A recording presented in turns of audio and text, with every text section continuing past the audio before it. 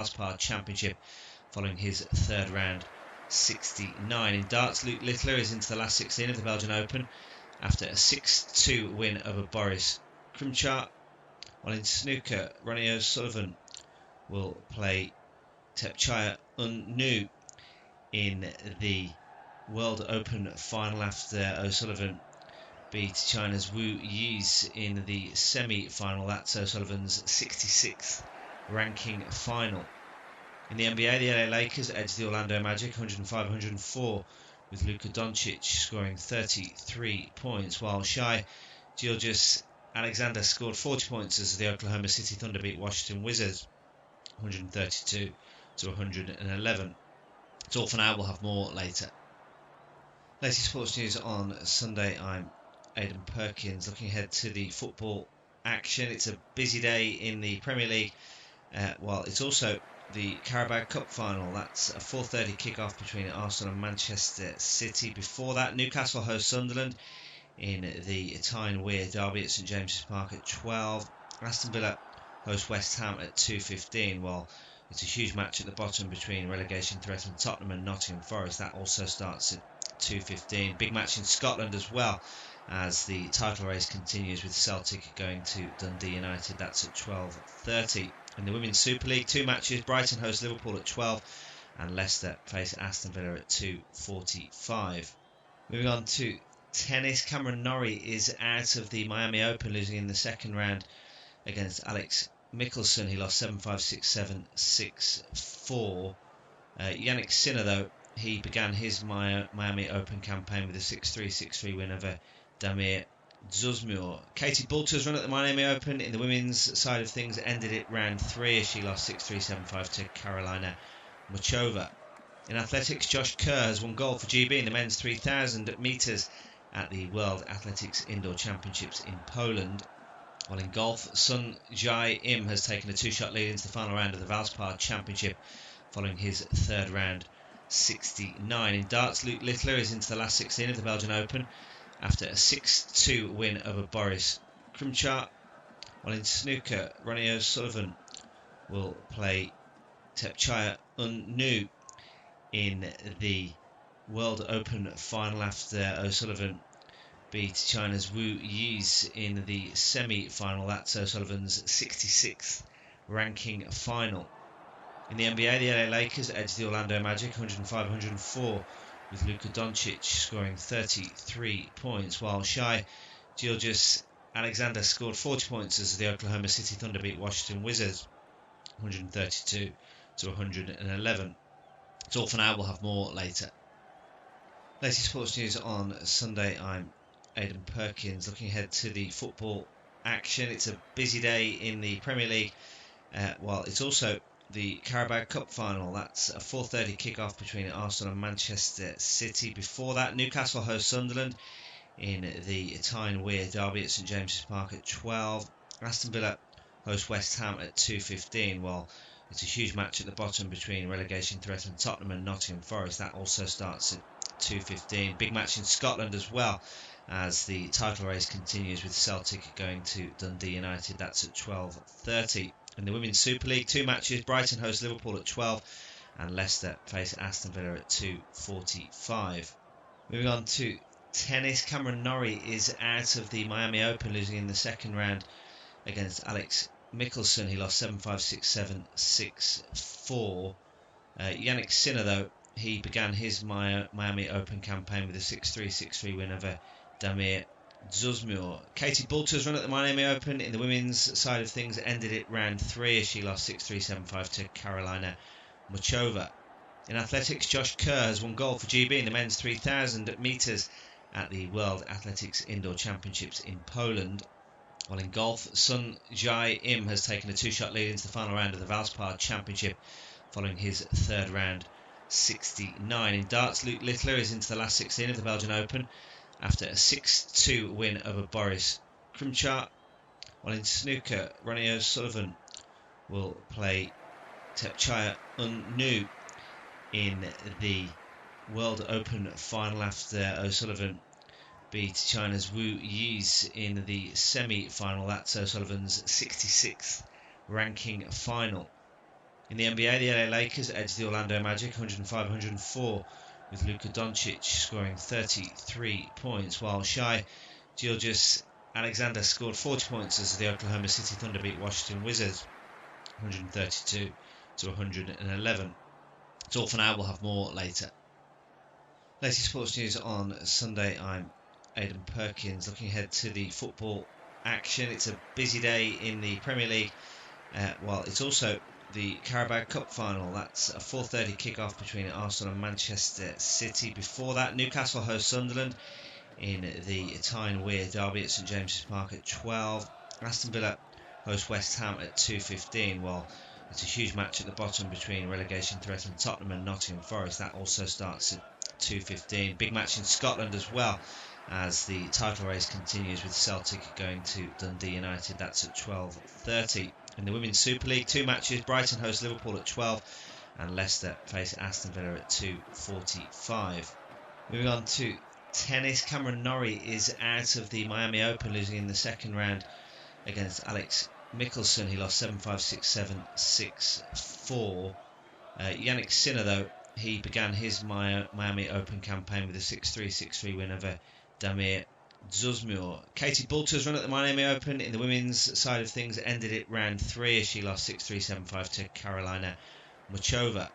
In athletics, Josh Kerr has won gold for GB in the men's 3,000 metres at the World Athletics Indoor Championships in Poland.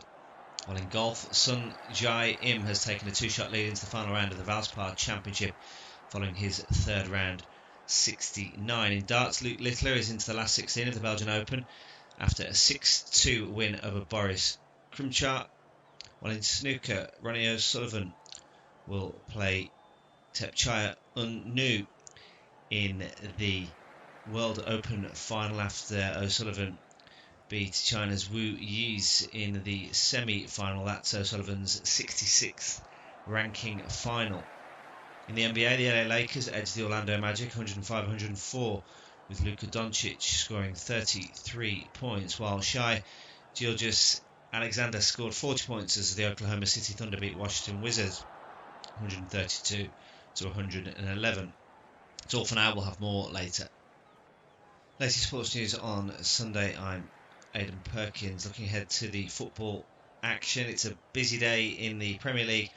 It's also the Carabao Cup final. That's a 4:30 kick-off between Arsenal and Manchester City. Before that, Newcastle host Sunderland in the Tyne-Wear derby at St James's Park at 12.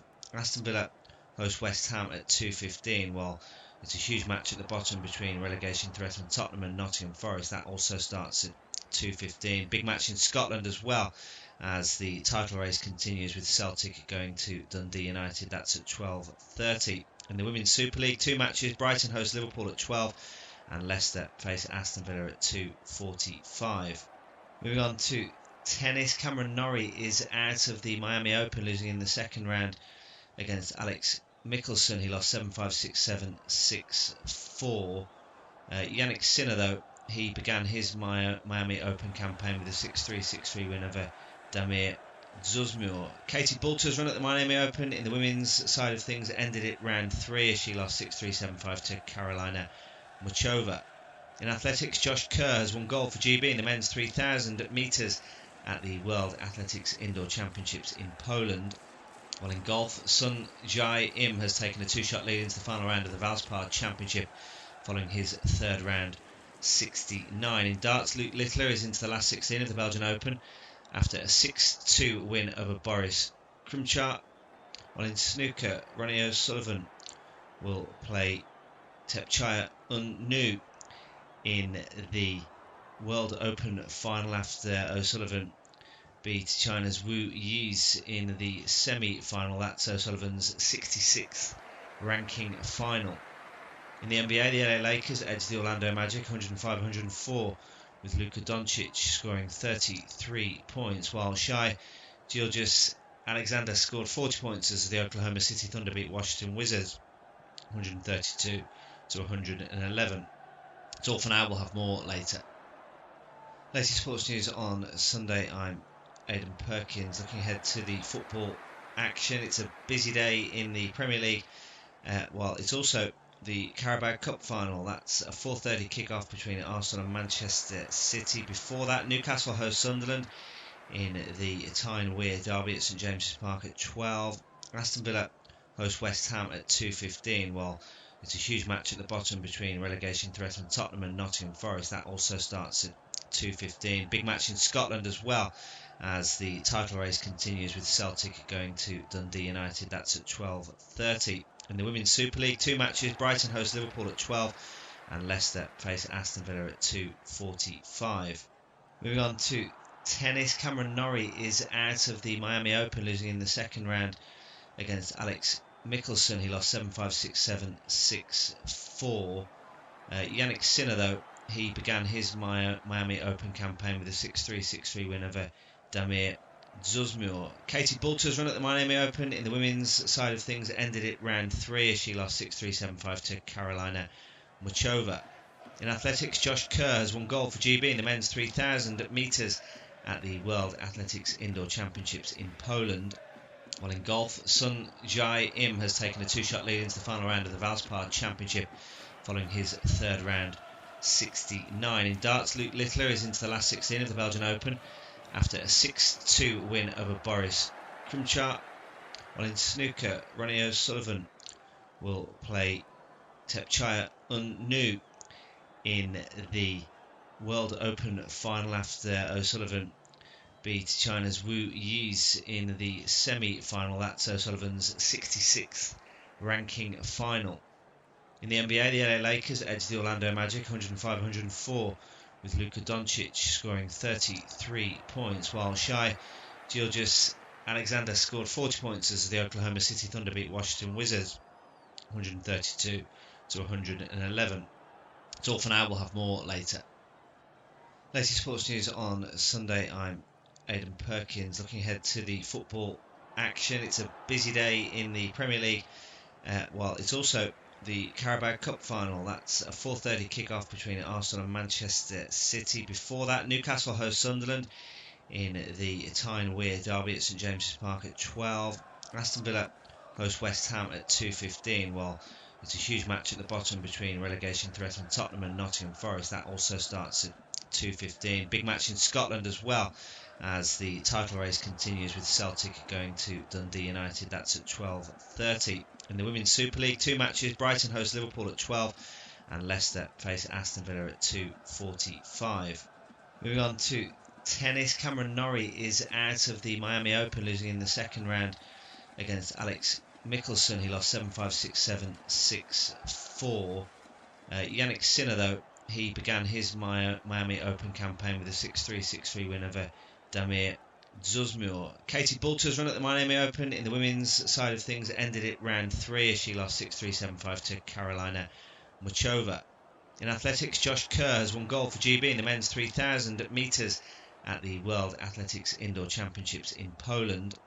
While in golf, Sun Jae Im has taken a two-shot lead into the final round of the Valspar Championship following his third round 69. In darts, Luke Littler is into the last 16 of the Belgian Open after a 6-2 win over Boris Krumchar. While in snooker, Ronnie O'Sullivan will play Tepchaya Unnu in the World Open final after O'Sullivan beat China's Wu Yis in the semi-final. That's O'Sullivan's 66th ranking final. In the NBA, the LA Lakers edged the Orlando Magic 105-104 with Luka Doncic scoring 33 points, while Shai Gilgeous-Alexander scored 40 points as the Oklahoma City Thunder beat Washington Wizards 132-111. It's all for now. We'll have more later. Latest sports news on Sunday. I'm Aidan Perkins. Looking ahead to the football action. It's a busy day in the Premier League. Well, it's also the Carabao Cup final. That's a 4:30 kick-off between Arsenal and Manchester City. Before that, Newcastle host Sunderland in the Tyne-Wear derby at St James's Park at 12.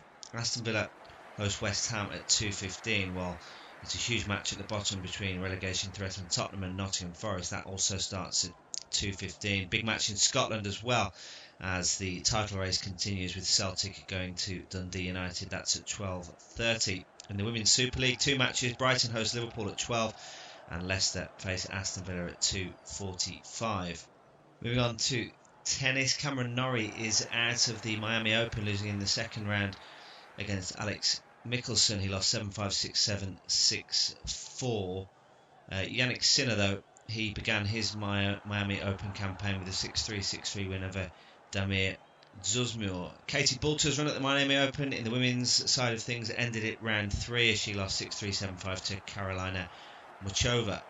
In athletics, Josh Kerr has won gold for GB in the men's 3,000 metres at the World Athletics Indoor Championships in Poland. While in golf, Sun Jae Im has taken a 2-shot lead into the final round of the Valspar Championship following his third round 69. In darts, Luke Littler is into the last 16 of the Belgian Open after a 6-2 win over Boris Krumchar. While in snooker, Ronnie O'Sullivan will play Tepchaya Unnu in the World Open final after O'Sullivan beat China's Wu Yis in the semi-final. That's O'Sullivan's 66th ranking final. In the NBA, the LA Lakers edged the Orlando Magic 105-104 with Luka Doncic scoring 33 points, while Shai Gilgeous-Alexander scored 40 points as the Oklahoma City Thunder beat Washington Wizards 132-111. It's all for now, we'll have more later. Latest sports news on Sunday. I'm Aidan Perkins. Looking ahead to the football action, it's a busy day in the Premier League. Well, it's also the Carabao Cup final. That's a 4:30 kick-off between Arsenal and Manchester City. Before that, Newcastle host Sunderland in the Tyne-Wear derby at St James's Park at 12. Aston Villa host West Ham at 2:15, while it's a huge match at the bottom between relegation-threatened Tottenham and Nottingham Forest. That also starts at 2:15. Big match in Scotland as well, as the title race continues with Celtic going to Dundee United. That's at 12:30. In the Women's Super League, 2 matches. Brighton host Liverpool at 12 and Leicester face Aston Villa at 2:45. Moving on to tennis, Cameron Norrie is out of the Miami Open, losing in the second round against Alex Mickelson. He lost 7-5, 6-7, 6-4. Yannick Sinner, though, he began his Miami Open campaign with a 6-3, 6-3 win over Damir Dzumhur. Katie Boulter's run at the Miami Open in the women's side of things ended at round 3 as she lost 6-3, 7-5 to Karolina Muchova. In athletics, Josh Kerr has won gold for GB in the men's 3,000 metres at the World Athletics Indoor Championships in Poland. While in golf, Sun Jae Im has taken a 2-shot lead into the final round of the Valspar Championship following his third round 69. In darts, Luke Littler is into the last 16 of the Belgian Open after a 6-2 win over Boris Krumchar. While in snooker, Ronnie O'Sullivan will play Tepchaya Unnu in the World Open final after O'Sullivan beat China's Wu Yis in the semi-final. That's O'Sullivan's 66th ranking final. In the NBA, the LA Lakers edged the Orlando Magic 105-104 with Luka Doncic scoring 33 points, while Shai Gilgeous-Alexander scored 40 points as the Oklahoma City Thunder beat Washington Wizards 132-111. It's all for now, we'll have more later. Latest sports news on Sunday. I'm Aidan Perkins. Looking ahead to the football action, it's a busy day in the Premier League. Well, it's also the Carabao Cup final. That's a 4:30 kick-off between Arsenal and Manchester City. Before that, Newcastle host Sunderland in the Tyne-Wear derby at St James's Park at 12. Aston Villa host West Ham at 2:15, while it's a huge match at the bottom between relegation-threatened Tottenham and Nottingham Forest. That also starts at 2:15. Big match in Scotland as well, as the title race continues with Celtic going to Dundee United. That's at 12:30. In the Women's Super League, 2 matches. Brighton host Liverpool at 12 and Leicester face Aston Villa at 2:45. Moving on to tennis, Cameron Norrie is out of the Miami Open, losing in the second round against Alex Mickelson. He lost 7-5, 6-7, 6-4. Yannick Sinner, though, he began his Miami Open campaign with a 6-3, 6-3 win over Damir Zuzmuir. Katie Boulter's run at the Miami Open in the women's side of things ended it round 3 as she lost 6-3, 7-5 to Carolina Muchova. In athletics, Josh Kerr has won gold for GB in the men's 3,000 metres at the World Athletics Indoor Championships in Poland. While in golf, Sun Jae Im has taken a 2-shot lead into the final round of the Valspar Championship following his third round 69. In darts, Luke Littler is into the last 16 of the Belgian Open after a 6-2 win over Boris Krumchar. While in snooker, Ronnie O'Sullivan will play Tepchaya Unnu in the World Open final after O'Sullivan beat China's Wu Yis in the semi-final. That's O'Sullivan's 66th ranking final. In the NBA, the LA Lakers edged the Orlando Magic 105-104 with Luka Doncic scoring 33 points, while Shai Gilgeous-Alexander scored 40 points as the Oklahoma City Thunder beat Washington Wizards 132-111.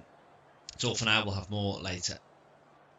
Latest sports news on Sunday. I'm Aidan Perkins. Looking ahead to the football action, it's a busy day in the Premier League.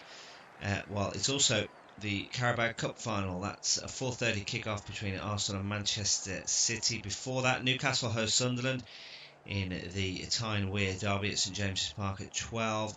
Aston Villa host West Ham at 2:15. While it's a huge match at the bottom between relegation threatened Tottenham and Nottingham Forest. That also starts at 2:15. Big match in Scotland as well, as the title race continues with Celtic going to Dundee United. That's at 12:30. In the Women's Super League, 2 matches. Brighton host Liverpool at 12 and Leicester face Aston Villa at 2:45. Moving on to tennis, Cameron Norrie is out of the Miami Open, losing in the second round against Alex Mickelson. He lost 7-5, 6-7, 6-4. Yannick Sinner, though, he began his Miami Open campaign with a 6-3, 6-3 win over Damir Zuzmuir. Katie Boulter's run at the Miami Open in the women's side of things ended it round 3 as she lost 6-3, 7-5 to Carolina Muchova. In athletics, Josh Kerr has won gold for GB in the men's 3,000 metres at the World Athletics Indoor Championships in Poland. While in golf, Sun Jae Im has taken a 2-shot lead into the final round of the Valspar Championship following his third round 69. In darts, Luke Littler is into the last 16 of the Belgian Open after a 6-2 win over Boris Krumchar. While in snooker, Ronnie O'Sullivan will play Tepchaya Unnu in the World Open final after O'Sullivan beat China's Wu Yis in the semi-final. That's O'Sullivan's 66th ranking final. In the NBA, the LA Lakers edged the Orlando Magic 105-104 with Luka Doncic scoring 33 points, while Shai Gilgeous-Alexander scored 40 points as the Oklahoma City Thunder beat Washington Wizards 132-111. It's all for now, we'll have more later. Latest sports news on Sunday. I'm Aidan Perkins. Looking ahead to the football action, it's a busy day in the Premier League. Well, it's also the Carabao Cup final. That's a 4:30 kick-off between Arsenal and Manchester City. Before that, Newcastle host Sunderland in the Tyne-Wear derby at St James's Park at 12. Aston Villa host West Ham at 2:15. While it's a huge match at the bottom between relegation threatened Tottenham and Nottingham Forest. That also starts at 2:15. Big match in Scotland as well, as the title race continues with Celtic going to Dundee United. That's at 12:30. In the Women's Super League, 2 matches. Brighton host Liverpool at 12 and Leicester face Aston Villa at 2:45. Moving on to tennis, Cameron Norrie is out of the Miami Open, losing in the second round against Alex Mickelson. He lost 7-5, 6-7, 6-4. Yannick Sinner, though, he began his Miami Open campaign with a 6-3, 6-3 win over Damir Zuzmuir. Katie Boulter's run at the Miami Open in the women's side of things ended it round 3 as she lost 6-3, 7-5 to Carolina Muchova. In athletics, Josh Kerr has won gold for GB in the men's 3,000 metres at the World Athletics Indoor Championships in Poland. While in golf, Sun Jae Im has taken a 2-shot lead into the final round of the Valspar Championship following his third round 69. In darts, Luke Littler is into the last 16 of the Belgian Open after a 6-2 win over Boris Crimchart. While in snooker, Ronnie O'Sullivan will play Tepchaya Unnu in the World Open final after O'Sullivan beat China's Wu Yis in the semi-final. That's O'Sullivan's 66th ranking final. In the NBA, the LA Lakers edged the Orlando Magic 105-104 with Luka Doncic scoring 33 points, while Shai Gilgeous-Alexander scored 40 points as the Oklahoma City Thunder beat Washington Wizards 132-111. It's all for now, we'll have more later. Latest sports news on Sunday. I'm Aidan Perkins. Looking ahead to the football action, it's a busy day in the Premier League. Well, it's also the Carabao Cup final. That's a 4:30 kick-off between Arsenal and Manchester City. Before that, Newcastle host Sunderland in the Tyne-Wear derby at St James's Park at 12. Aston Villa host West Ham at 2:15. While it's a huge match at the bottom between relegation threatened Tottenham and Nottingham Forest. That also starts at 2:15. Big match in Scotland as well, as the title race continues with Celtic going to Dundee United. That's at 12:30. In the Women's Super League, two matches. Brighton host Liverpool at 12 and Leicester face Aston Villa at 2:45. Moving on to tennis, Cameron Norrie is out of the Miami Open, losing in the second round against Alex Mickelson. He lost 7-5, 6-7, 6-4. Yannick Sinner, though, he began his Miami Open campaign with a 6-3, 6-3 win over Damir Zuzmur. Katie Boulter's run at the Miami Open in the women's side of things ended at round 3 as she lost 6-3, 7-5 to Carolina Muchova. In athletics, Josh Kerr has won gold for GB in the men's 3,000 metres at the World Athletics. The chest, but Hume's holding his throat and it's just scraped down the chest of Hume. It's really daft from Alanga. I don't know, I mean, it should be a yellow card. I can only assume the assistant referee and the referee missed it. It should have been a yellow card because it's really reckless. And now there might be a chance for Brobby into the box. Oh, he's adjudged to have a foul. Dan Burn pulling the shirt, says the referee. I mean, he'd do well to foul Dan Burn without pulling his shirt based on the size difference. Not that Brobby is short of physical stature. It's Botman, it's clearly a shirt pull. I mean, that also should be a yellow card, really. The referee's being kind, I think, at the moment. Yeah, he probably doesn't want to get any yellow cards out early doors in this one with the type of match we're encountering. Anthony Taylor is no stranger to a big derby in the Premier League. We'll want to try and let things flow as much as possible. But a warning there for Ryan Brobby. Just before that as well, there's almost a bit of trouble for Elborg, the Sunderland goalkeeper, who was charged down by Anthony Gordon, who did manage to actually get a block in as he tried to kick the ball away. It fell nicely back towards Elborg. Some good pressing there though from the former Everton man. Another free kick given as Anthony Taylor. A very busy opening 6 minutes at St James Park. Still goalless, but challenges already been made by players of both teams. It's now Luke O'Nien who's going to leave this free kick for Elborg. It's well inside his own half. Anthony Taylor just reminding Sunderland not to waste time too much. No stranger to a bit of that this season. In recent games, the Black Cats.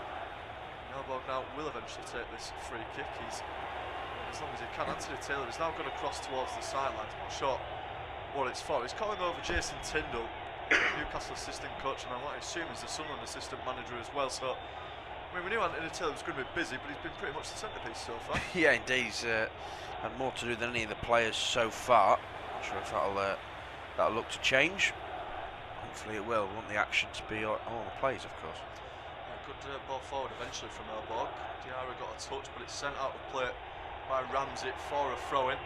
The first real chance now of the game for Sunderland. Luke O'Nien taking his time to get across and take this one. He gets a bit of stick from Newcastle fans, likes to just smile it off though, so I think it's going to go straight into the box. He's readying up the long throw, and we're no strangers to that in the Premier League now. Seems like most teams are looking to apply this sort of tactic. O'Nien though, with the long run up, actually the Sunderland number 13 launches it high up into the area. It's almost towards the goal line in the end before Ramsdale plucks it nicely out of the sky. Back in the Newcastle team now, of course, taking the place of Nick Pope in recent games. He's bowled it out towards Trippier. He finds Alanga just in front of him. Back to Trippier, then Ramsey. Sunderland have got well across to cover that off, but Newcastle now bringing up towards the halfway line. It's Dan Burn surging forward, one of the Geordie boys in this team. Finds Lewis Hall.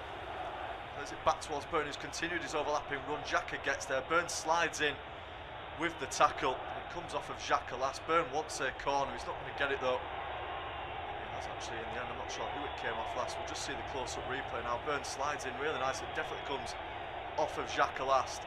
And that will be a corner to Newcastle. They've got threats in the area. This is their first chance to get a chance from the corner. 14 goals from set pieces this season for Newcastle. It's the third most in the Premier League, behind Arsenal of course, and then Manchester United as well. They're level with Tottenham Hotspur. So many aerial threats. Joe Linton, Voltemade and Botman all lurking at the back post. Can either of them get their heads on this one? Anthony Taylor eventually happens. A bit of pushing and shoving going on in the 6-yard area as well as the ones at the back of the box. Anthony Taylor's going to have a word with them both about it as well. He's really busy so far. The referee, Barnes and Siddiqui were going at it in the area, almost a scrap breaking out between them. I suppose if there's a foul here, it's eventually taken towards the back post. Botman gets his head on it. He's falling back towards goal in the end. Can't get it on target. Yeah, indeed, just leaning back, isn't he? Has to. He's done well to get free of his man initially at the back post, Botman, but there's one behind him in Alderete who was causing him a bit of bother, and it just meant he had to lean back. He couldn't quite get behind the ball as he wanted to, so he was always leaning back when he had it. You have to say good work from Alderete in the end, as I don't think it was his man originally. That's a really poor pass out there now. Chance for Gordon in the box. What can he do? Gets a shot off. 1-0, and it's a mistake from the goalkeeper.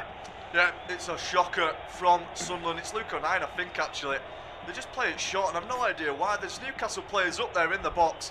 They take full advantage. Terrible pass out from O'Nien. It's intercepted, and Anthony Gordon scores for the third consecutive Premier League game. The first time he's managed that in his career. It's a great finish from Anthony Gordon. Can't take that away from him. But absolute calamity at the back for the Mackhams. Yeah, it's poor. Oh, you're right. It's not the goalkeeper. It was Luke O'Nien. I think it's the pair of them, really. I'm not sure the keeper should have given him the ball. If I'm honest, I think the pair of them are the architects of the downfall there. Gordon's buzzing. He still had work to do, though, Gordon, to be fair to him. It's obviously a gift to pick up on the ball on the edge of the area. The keeper gives it short to O'Nien, but you can see there's going to be a heavy press on. I mean, yeah, it has to go down as O'Nien's fault. I think he's just mishit the ball. He's then gone to put in a challenge, which is poor. I don't really think Gordon should be scoring from there, though. I think Alderete and the goalkeeper should be doing better.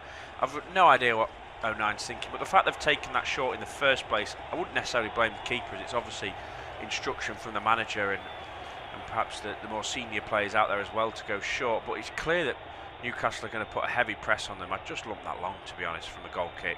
It's a really daft way to concede possession and then a goal. Elborg almost gets a finger on it, to be fair. I think Alderete needs to do better. For me, there's 2 or 3 reasons, barring the obvious, as to why that shouldn't go in, but it's still good work from Gordon because, like I say, he still had O'Nien and Alderete and, of course, the goalkeeper to beat, so it's great work from him. Yeah, brilliant from Anthony Gordon. He's really starting to find form again for Newcastle United. Luke O'Nien, I just can't understand. I think he's on his weak foot as well. Yeah. And he just tries to launch it with his left foot when he's already under pressure. It's completely of their own downfall there at Sunderland. It's the Geordies who strike first in the Tyne-Wear derby, and I imagine St James Park has got a little bit of bite to it now, but Ramsey's lost the ball. Xhaka now can maybe charge forward, just steps back a little bit, plays it towards Diarra down the right side, looking to get past Anthony Gordon, who's now doing his defensive duty down the other end. Great challenge from him as well. Lewis Hall now under pressure. Diarra's done well. He plays it off of Gordon in the end. Hall wants a free kick for the build-up.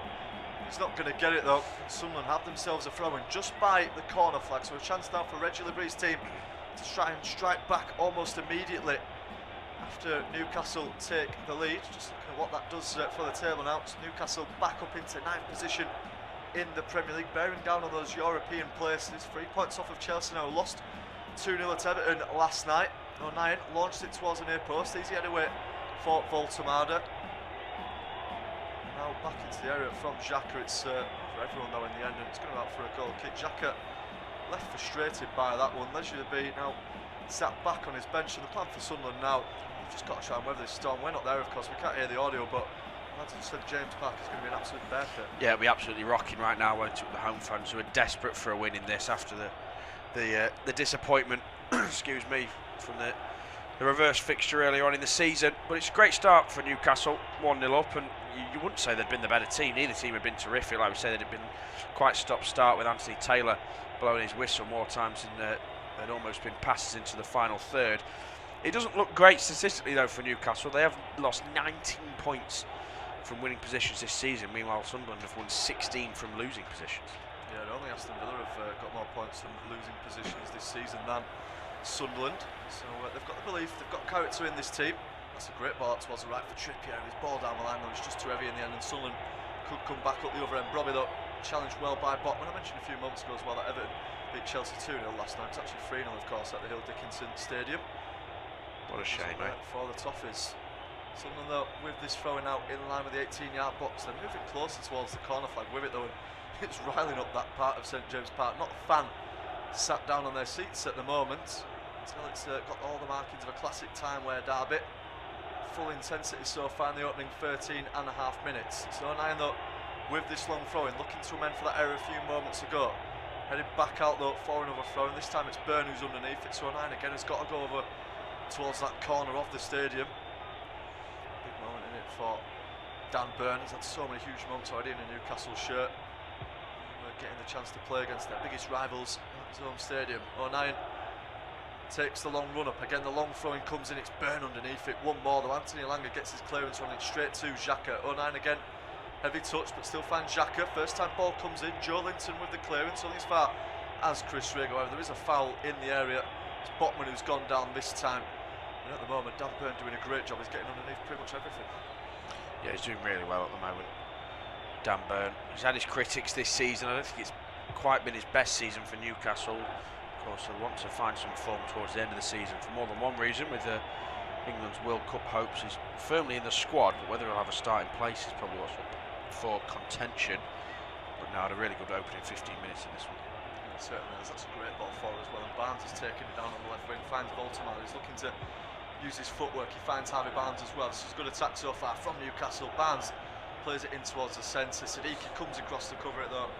Is out for another throw-in early doors. About 15 minutes gone at St James Park. Newcastle 1, Sunderland 0. Hall takes the throw-in quickly, finds Ramsey, back to Hall and then back towards Ramsey. He's moving up towards the edge of the area now.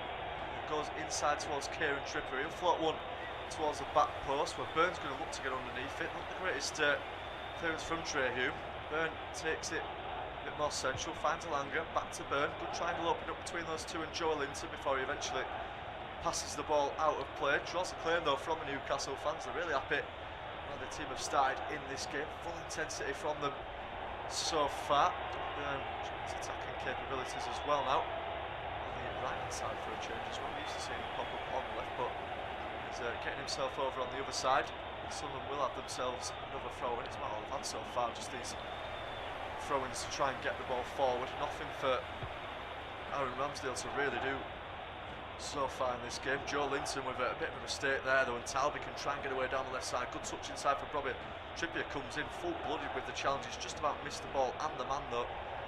Sunderland now have it at the back with Alderate. Is it being pressed into oblivion though by Anthony Gordon and Harvey Barnes. Gordon is going to continue to press 09 as well, who just about gets the clearance away. It goes out for a throw-in. Absolutely brilliant from Anthony Gordon. Start to game, he's already scored the opening goal. Pressing has been immense from him as well so far. Certainly one of the players on the pitch who knows what this fixture means. Ramsdale towards Byrne and now Hall as well. Stalmeet left side, not the greatest ball, but Barnes back keeps it in play. A lovely flick behind as well from Voltamada. Hall's going to continue his run. He finds Trippier in space on the right hand side. Another attack mounting now. Cross comes in from deep from Trippier. It's a header up in the air by Alderate in the end. Couldn't take any chances with it. Might be 09 actually. It's out for another corner. Yeah, indeed. It's a lot of pressure from Newcastle at the moment. Sunderland having to weather a storm from north of the river at the moment. What can they do defending this corner? The last one found a Newcastle man, albeit relatively, relatively safe for the Black Cats. The last thing I want to do is have a Newcastle man on the end of this again. Yeah, certainly have many threats for these set pieces in Newcastle. We've already mentioned about their prolificness from these sort of chances earlier on in the game. He's now going to come in on that far side. It's going to be the out-swinging corner this time. It's floated towards the back edge of the box. Byrne's making a run at it. Head away though by Alderate. Ramsey about wins it. He hits it on the volley as well. It's blocked by Treyhu this time. Flag goes up for an offside though. There was a Newcastle man just standing beyond the line there. Sunderland will just get themselves a chance to breathe as Eddie Howe looks on from the sidelines. If they were to lose this game, he'd be the first Newcastle manager to lose his first two games against Sunderland. fate that he doesn't want to receive. Already been under pressure at times this season for their recent results, of course. Now out of the Champions League as well, so it's just the league they've got to go for. Excuses from Newcastle now as Voltemade leaves that one for Eddie to take, for Ramsdale to take, sorry. Downfield, Newcastle have the ball back on the floor though. Joe Linton, now Byrne in the centre of defence. He finds Hall out on the left side as well, up towards Harvey Barnes. Back towards Lewis Hall now. Again, this is great football, an interplay from Newcastle. Not really going anywhere with it for the time being before Voltemade cleverly plays it off Diarra and out for a throw-in. This is running forward. The Newcastle players, he's up for it as in Nick Voltemade for this game, of course, as I mentioned, scored that own goal at the Stadium of Light, so he's got reason to really have a good performance. Already got an assist as well in this game. It's now with Trey Hume. Talbot trying to make way down the left side, eventually plays it off Trippier and out for another throw in to Sunderland. I imagine this is going to be Luke O'Nien once again coming forward to take it.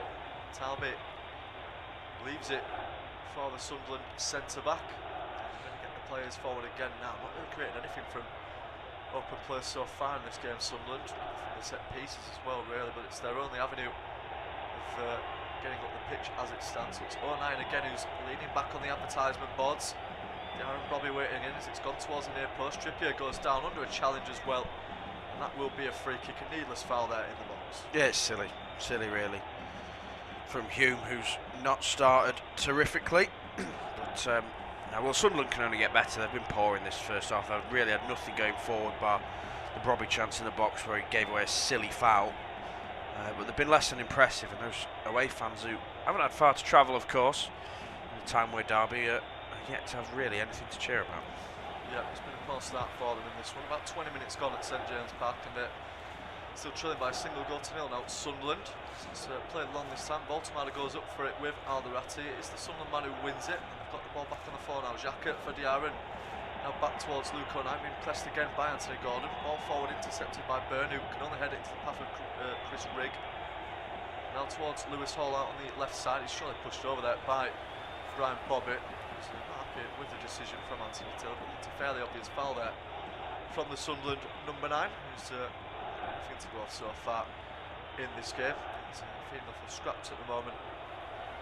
The Dutch striker, shown the angle from ref cam. It's going to be the free kick just before the halfway line for Newcastle. Ramsdale is going to take this one directly as well. It's just before the halfway line. Djulabri not too far away from him as well, still shouting out instructions, starting to come a little bit under pressure from the Sunderland fans, despite them exceeding their pre-season targets. Ramsdale towards the edge of the area, it's smashed away by Geertruida.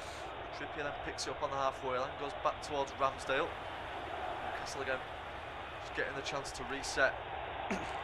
Start with possession. Trippier over towards Alanga. Under pressure though from Chris Rigg. Voltemade with a really heavy touch, but just about plays it back towards Trippier, the Newcastle captain for this afternoon. Ramsdale just on the centre of his own box. Now Ramsey, another player that's grown as the season's gone on. Voltemade finds Barnes. He's trying to get the angle out for the pass. Hall has continued his overlapping run. Barnes should be able to find him. He finds Voltemade, who plays it round the corner. Hall can't keep that one in. Heavy pass there from the German, and out for a Sunderland throw-in. Look to finally on a serious attack now in this game. Sunderland, we're almost at the 22-minute mark of this one. There's not been much to write about so far for Reggie Lebrie's team. Can Geertruida inspire the start of something for the Black Cats? Throw goes down the line. Rigg heads it on behind him. Byrne though in the way of it again. Long ball forward. Alderati heads it back. This time Byrne can't do anything else than that. Head it out for a throw, and again it's fairly high up the pitch. See if someone can do anything with this one. Newcastle have got under pretty much everything so far that's coming to the box. That's always likely to be the case when you've got the height advantages in the players such as Byrne, Botman, Joe Linton as well, Voltemade. Do look physically superior in this game so far, Newcastle. Throw-in taken on the floor this time. O'Nien gets it back. First time ball comes in from him as well. Easy anyway for Dan Byrne. Hume back to Geertruida. Allowed the time and space just to drive forward. He finds Diarra, who slips over on it, but still holds possession up towards O'Nien. Cross will come in again. Not the greatest delivery. It's Headed away by Gordon this time.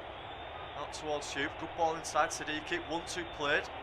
Again though, now it's Barnes who comes to intercept. Clears it downfield. Sunderland look to come forward again though. This time with Xhaka who's starting the attack. Crossfield ball is a good one. He finds Talby in space on the left hand side. He's going to look to run at Trippier now. Still going the Moroccan. He's up towards the edge of the box. He curls one as well. It's a good shot. And Darren Ramsdale forced into a save there. Didn't look too much power on it from Talby. But Ramsdale forced into a good save to his left. Yeah, indeed. Talby going to place one from a good 25 yards. I tell you what, it's a corking effort. I mean, Ramsdale can see it all the way. I wouldn't go as far as to say it's a terrific save, but it is a good one. He's known for his camera saves, Ramsdale, but that one was rather simple. Like I say, a bit more power, and I think Talby might have had Ramsdale struggling a bit more there.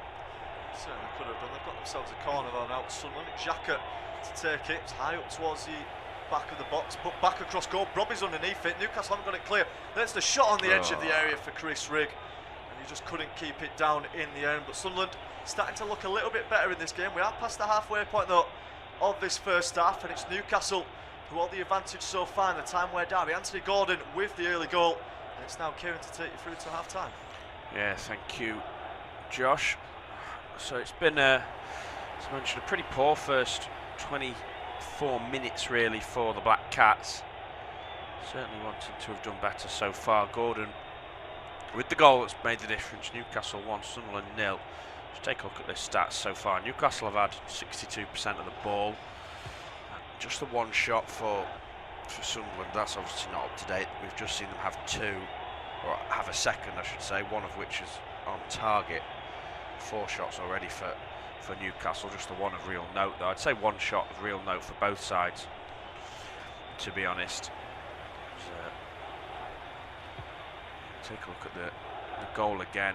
It's so poor from O'Nien. I'm not sure what he's thinking, to be honest, but again I don't know why they're taking it short. It's clear that Gordon and Barnes are going to press intently, and you've got Voltemade there supporting as a number 10 as well. Really, it was bound to happen, to be honest. If not then, it was. I can't imagine the match would have gone on without that sort of passage of play unfolding. Diarra now on the ball. Gertruda in an advanced position. The right back swings the ball in, takes a touch off Rigg, and might have snuck in.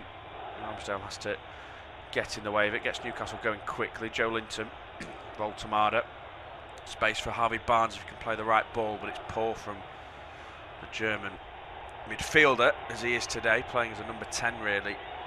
Quite attacking from Newcastle. Just Ramsey and Joe Linton holding the fort from a midfield point of view, with Voltemade playing behind the front three. Clear attacking intent from Eddie Howe, which is what you'd want as a Newcastle fan. Yeah, it is. I mean, all you can ask for really in a game like this, in a derby, is, you know, just to start well and to have that intensity about it, full effort from everyone. They're having that so far at Newcastle. It's 110% from their players. Challenges are going in. They're pressing really well. A good intensity about them. It's what we wanted from a game like this, isn't it? You know, those sort of full-blooded challenge, and of course not going over the line, and it hasn't so far. There's not been any reckless challenges or anything like that. It's been played at a good pace, and yeah, those Newcastle fans will be absolutely delighted with the start of their side again. You're right. Ball back with the goalkeeper for the Black Cats now, Elborg.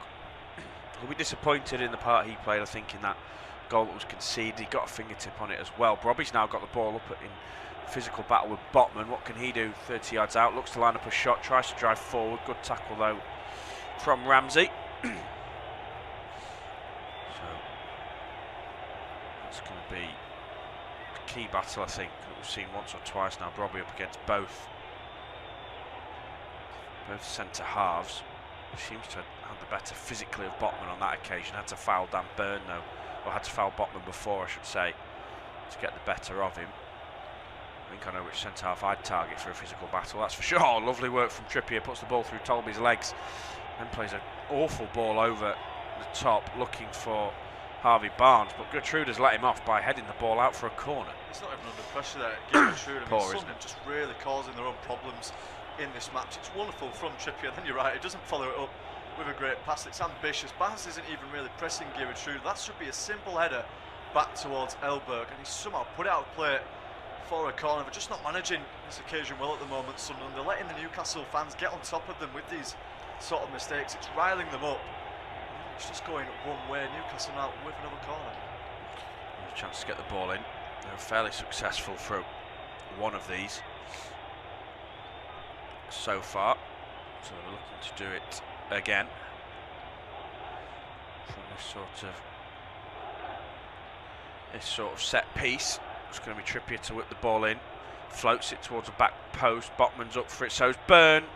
Might have been on target, but it had to be saved by the goalkeeper Elberg. It was a simple one as well for him. He wasn't taking any chances, was it there, Elberg? He doesn't know that that's maybe going wide of the post. He has to just come and collect it. Routine save for him in the end. There's no point risking it.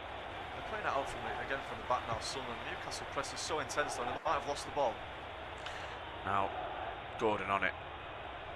An attacking position. Joe Linton looking to bring it into the attacking third. Just goes back to Gordon, who shares the ball with Ramsey. Ramsey wants more holes, asking for it on the left. Not particularly out wide, that Barnes is, who's on the ball now. 1v1 with Gertrude. Checks inside, does Harvey Barnes. Going to have to play the ball back to Ramsey. Ramsey across again to Joe Linton. Now Botman. Across to Trippier, who's in an advanced position. Flicks the ball over for Joe Linton to chase, who's up against Alderette. In a physical battle now as the ball right by the corner flag, and that has gone out for another corner. Yeah, certainly has. It's Newcastle again at the moment after someone had a decent few minutes. That shot on target from Talbot, about as close as they've gone so far, but Newcastle responded well to that. They've just started getting back on top, penning Sunderland inside their own defensive third, forcing these sort of mistakes. You've got players like Joe Linton and Gordon just buzzing around you like that. It's so difficult to deal with. They're just playing into Newcastle's hands again.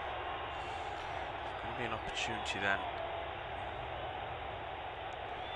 for them to get the ball into the box once more. Not ideal really for Sunderland conceding so many corners. It's gone short to Hall, who tries to flick it back to Gordon, who's gone down in the box. It's definitely not a penalty on first viewing. Now Alanga back to Hall, who's on the right hand side after that goal kick. Does really well to get past Diarra, but then they're going to come away with it again. Now the Black Cats, Siddiqui on the left hand side, just given away to Trippier, and Sunderland still haven't really grown into this game half an hour in. No, they certainly haven't. We'll have to see about that penalty shout again. It looked for a moment like Gordon had just got in front of the Sunderland defenders, but like he was going down already as he got towards the ball. That I think he stayed down as well as Gordon, so it might be a bit of a problem for him. We've not been shown a replay or been given any indication that VAR are having a look at it. The game has continued, so I think Gordon is maybe back up to his feet now. Yeah, he is as well. He's back up front and leading the press. So a let off for Sunderland, but almost a chance again there for the home side. All over the top, looking for Diarra, who's easily headed out by Byrne. Now with Rigg, Gertrude. Diarra once more on this right hand side. 1v1 with Hall. Inside to Gertrude and Xhaka. Xhaka will go across to Alderette. Alderette gets his head up, plays the ball down the line, looking for Siddiqui, who's in the box. Left by Robbie. Really good chance for Rigg, whose shot was blocked, and then it wouldn't quite fall for Diarra. Might be a counter-attack mounting for Newcastle, but Gordon knew he was offside, so couldn't run on to the end of Alanga's ball. It's a nice bit of play from Sunderland.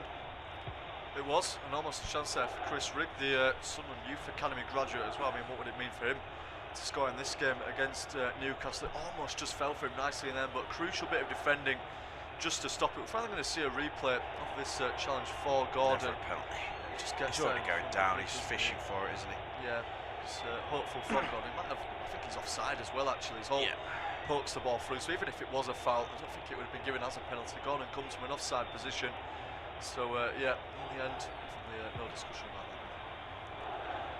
Pass forward from Ramsey into the Newcastle half, gets it back from Alanga. There's 2 1-2s in a row between those two. Botman over to Byrne, who's in a left-back position, which he's familiar with, plays the ball inside. Nice ball forward for Barnes. Newcastle got a good attack mounting here. Alanga driving towards the box, 1v1 versus Alderette. Can he get a shot off? He does! Into the side netting. Anthony Alanga couldn't quite get it on target, and from that position, he had to. Yeah, certainly did. I mean, you can just see the confidence that Anthony Alanga is growing with in his time now at Newcastle United. Just starts to look like it's finally clicking for him. Great from Voltemade, who's been brilliant in the opening stages. Alanga, it's a positive play from him. He gets it on his weaker foot. They're around the outside of Alderette. Angles slightly against him as he smashes that towards the near post. thinking maybe Elbow just about has it covered anyway.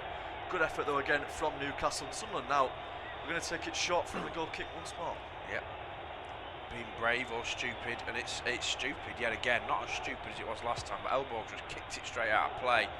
Nowhere near Gertrude. I think they just need to start going long from these goal kicks. How many mistakes are they going to make before they realise it's not the right play?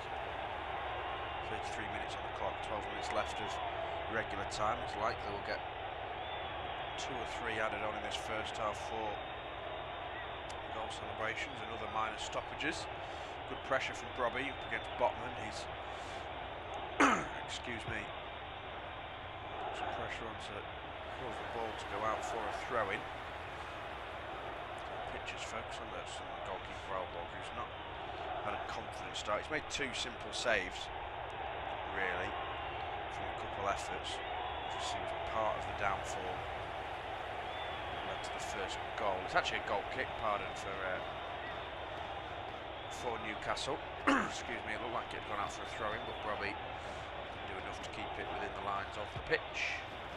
Long ball forward then, headed on by Voltemar, and you can see Voltemar is in there for these long balls, really playing as the number 10, which might be his better position. I don't think you can really have a 6'7" number 10 in the Premier League, but with Anthony Gordon's form at the moment as a striker, I think it's probably the right position for him. Yeah, it definitely is. I mean, not only is he a big lad, but he's got really good feet as well, Voltemar. He's been fantastic in the opening stage of this. The passes that he's making and his playmaking's been excellent, but here comes Sunderland down the other end.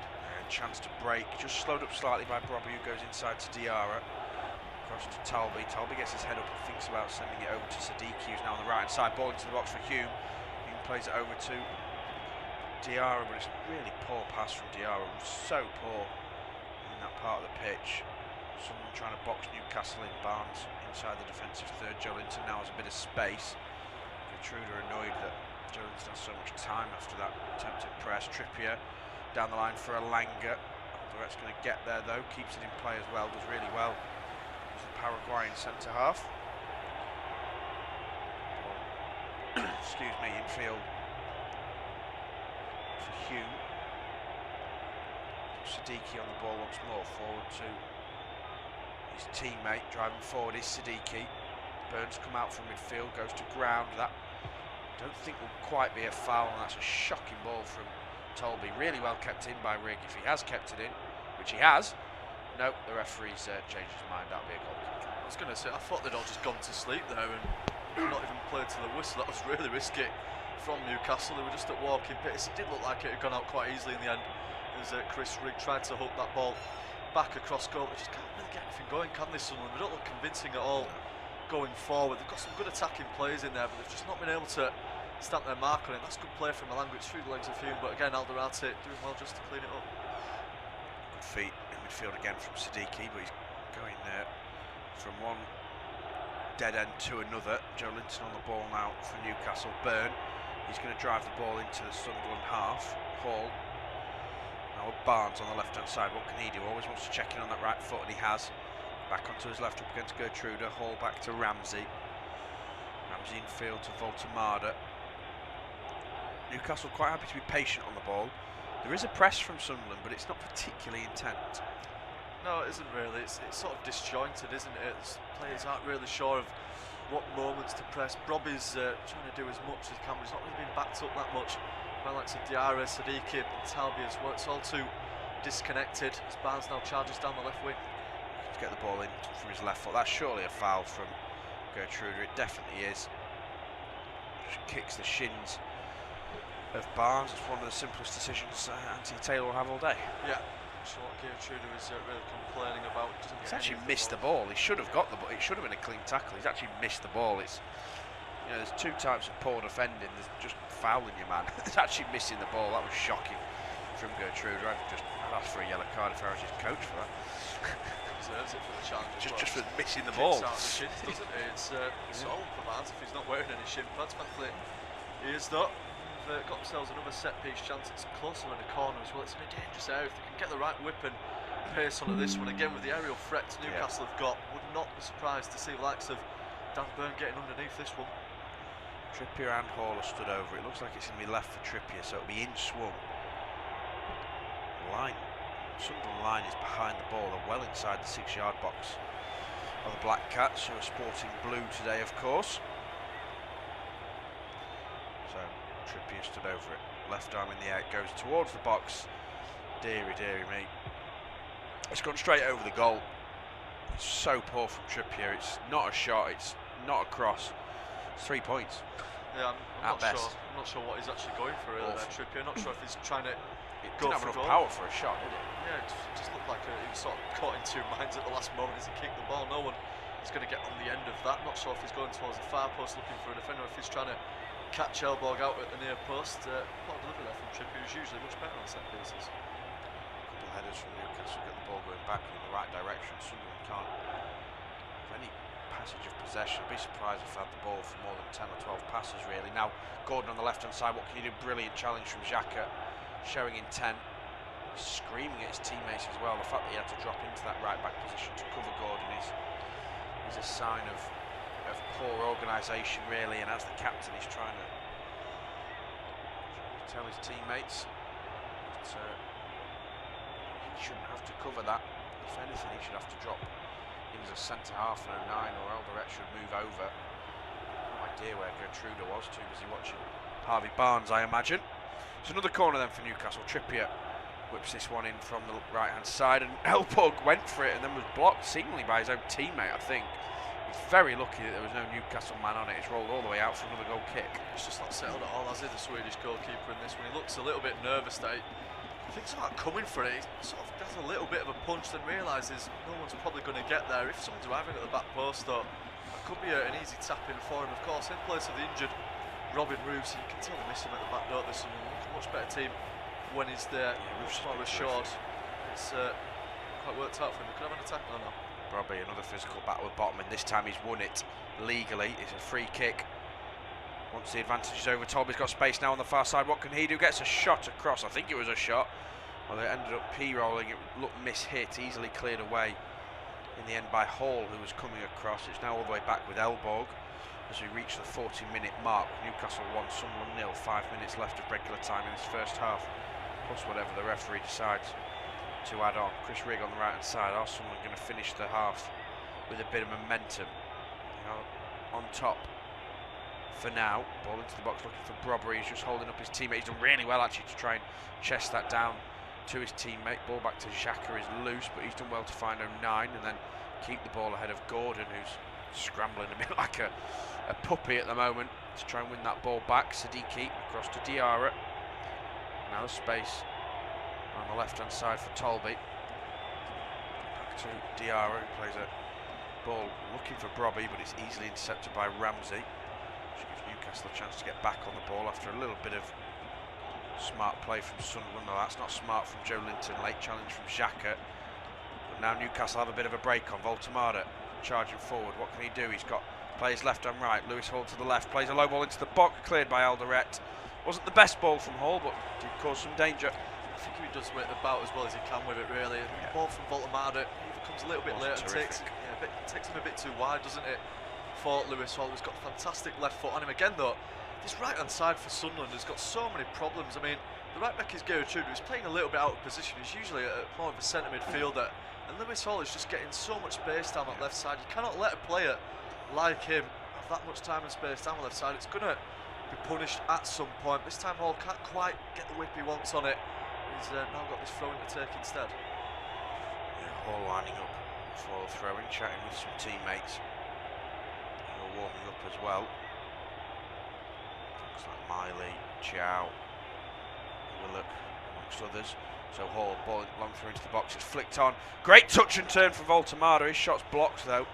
Might have been a terrific goal idea, got it off. Trippier collects the ball on halfway. He's got loads of time to turn and get them back up towards the Sunderland goal. Hall tries to float one in, which comes off the back of Diarra. So it'll be another throw in. Pictures are focusing on Gertruda, who's really having a shocking game, to be honest, so far. Did put in a good block though, not that he knew much about it. Right place, right time from the Dutch right back. Hall now with a crossing chance following that throw in. He does get a good ball into the box as well, and he's up for it off the post. It was Botman. Rose terrifically, did Sven Botman off the right hand post. Newcastle could be 2 or 3-0 up here. Yeah, and they deserve it as well. This is absolutely fantastic from Newcastle. What a ball in that is from Lewis Hall. Exactly what we're talking about just a few months ago. That left-footed cross is now a challenge in the box there. Newcastle wanting a penalty. I'm not sure it will be given. And Botman's so unlucky, isn't he? He does really well to win that over the defender. Great header. And you're just thinking it's going to go in off the post into that far side net. It doesn't work out, and might be a little bit of a break for a VAR check. Yeah, it didn't look like a penalty first glance. Anthony Taylor waved it away initially, which I think is the right decision. It looked a little soft for me. We'll take a look at it again. Dan Burn in the air. I mean, he gets a touch on the ball. There's nowhere near enough in that for a penalty for me. They're holding on to each other, the two defenders. I mean, if you're going to give it as a penalty, you could also give it as a free kick for the same reason. Yes, 09 I think it was, has hold of Burn's shirt, but Burn's got a hold of his, so both fouling each other, or neither fouling. That's a lovely play between Gordon and Langer. Langer striding through, that's going to be a foul. Surely a yellow card for Hume as well as he comes in late. It is the first yellow card of the game. I'll be surprised if we don't get up to 4 or 5, and then shock horror, Joe Linton's come across and thrown some handbags. Yep, starting to boil over a little bit. It's taken 43 minutes for the first bit of real hostility between these two sides. First yellow card of the game as well, and deservedly so from Trey Hume. He doesn't even turn back to complain about that one, just hacks down Alanga on the counter attack. Newcastle could have scored there. You can see why they're really angry with that challenge. Brilliant again from Alanga, the great interplay from Gordon as well, continuing to flow for Newcastle in this game.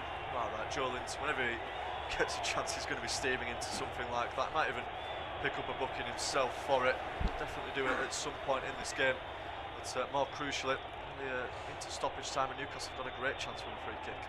Yeah, Langer's striding through, and yeah, I think Hume knows what he's doing, doesn't he? It's one of them where you think, well, if I don't get the ball, at least I get the man. Well, he actually tries to to be fair to him, he actually tries to pull out the challenge, doesn't he? But he's committed himself already. Doesn't necessarily swipe the leg, but it's his right knee that catches Alanga, and with the pace Alanga's running at, he's always going to trip him up, and it's an annoying one. Alanga would have preferred to keep the ball and carry on running through. Just take a look at that. Botman header again gets the better of Alderette, and it might come off the top of Alderette's head, and if it does, no, it doesn't. It's a great header. Unfortunate, Elborg was not going to get to it, that's for sure. He's got another chance now, though, as Botman. It's in a tricky position, this free kick, relatively central, but also about 30 yards out, so he might not want to be struck. Imagine Chirpy will chip this to the back post to be headed back across. We're 15 seconds into 2 minutes of added time now. Excuse me. Hall, Gordon, Trippier, Barnes, Jellington all stood over the ball. Anthony Taylor looks like he might have a hit the way he stood. It's almost as if he's having a chat with the Newcastle players around how they're going to take it. He's now left, but there's still 4 Newcastle players around it. What's that saying? Too many chefs spoil the broth. Well, yeah, I think that might be the case here. That looks better now. Hall and Trippier stood over the ball. You'd think if it's going to be a shot, it would be Hall left-footed. It's just to the right-hand side. Trippier would chip it towards the back post. The way the Newcastle players are lined up, I think there might be a shot here. It's about 35 yards out. Yeah, laid off by Trippier. Shot comes in from Hall. Simple one for the keeper to take. Yeah, you can see what the thinking is with that one. It's a nice flick there from Trippier. Different way to take the set piece, and Hall on that left foot has to get way more behind it than he does in the end there, the former Chelsea man. Just can't quite get the loft and power that he wants on it. And Sunderland is scared. Truder trying to play a nice 1-2 with Rig on this right hand side, not to beat. Ball back by Newcastle. Now Botman just ahead of the edge of the box even. Ramsey back to Botman. Less than 30 seconds left of the 2 minutes that were added. We might play a little bit more as we're at least halfway into the first minute of the 2 before that free kick was taken. Ramsdale across to Botman. Newcastle will happily see this half out with possession up, trying to get it forward too intently. That's surely a foul on Langer from Siddiqui, and it is. A bit of pushing and shoving from Trippier as well as asking for the ball, but that will be half time according to the referee. So at St James's Park it's Newcastle 1 and Sunderland 0.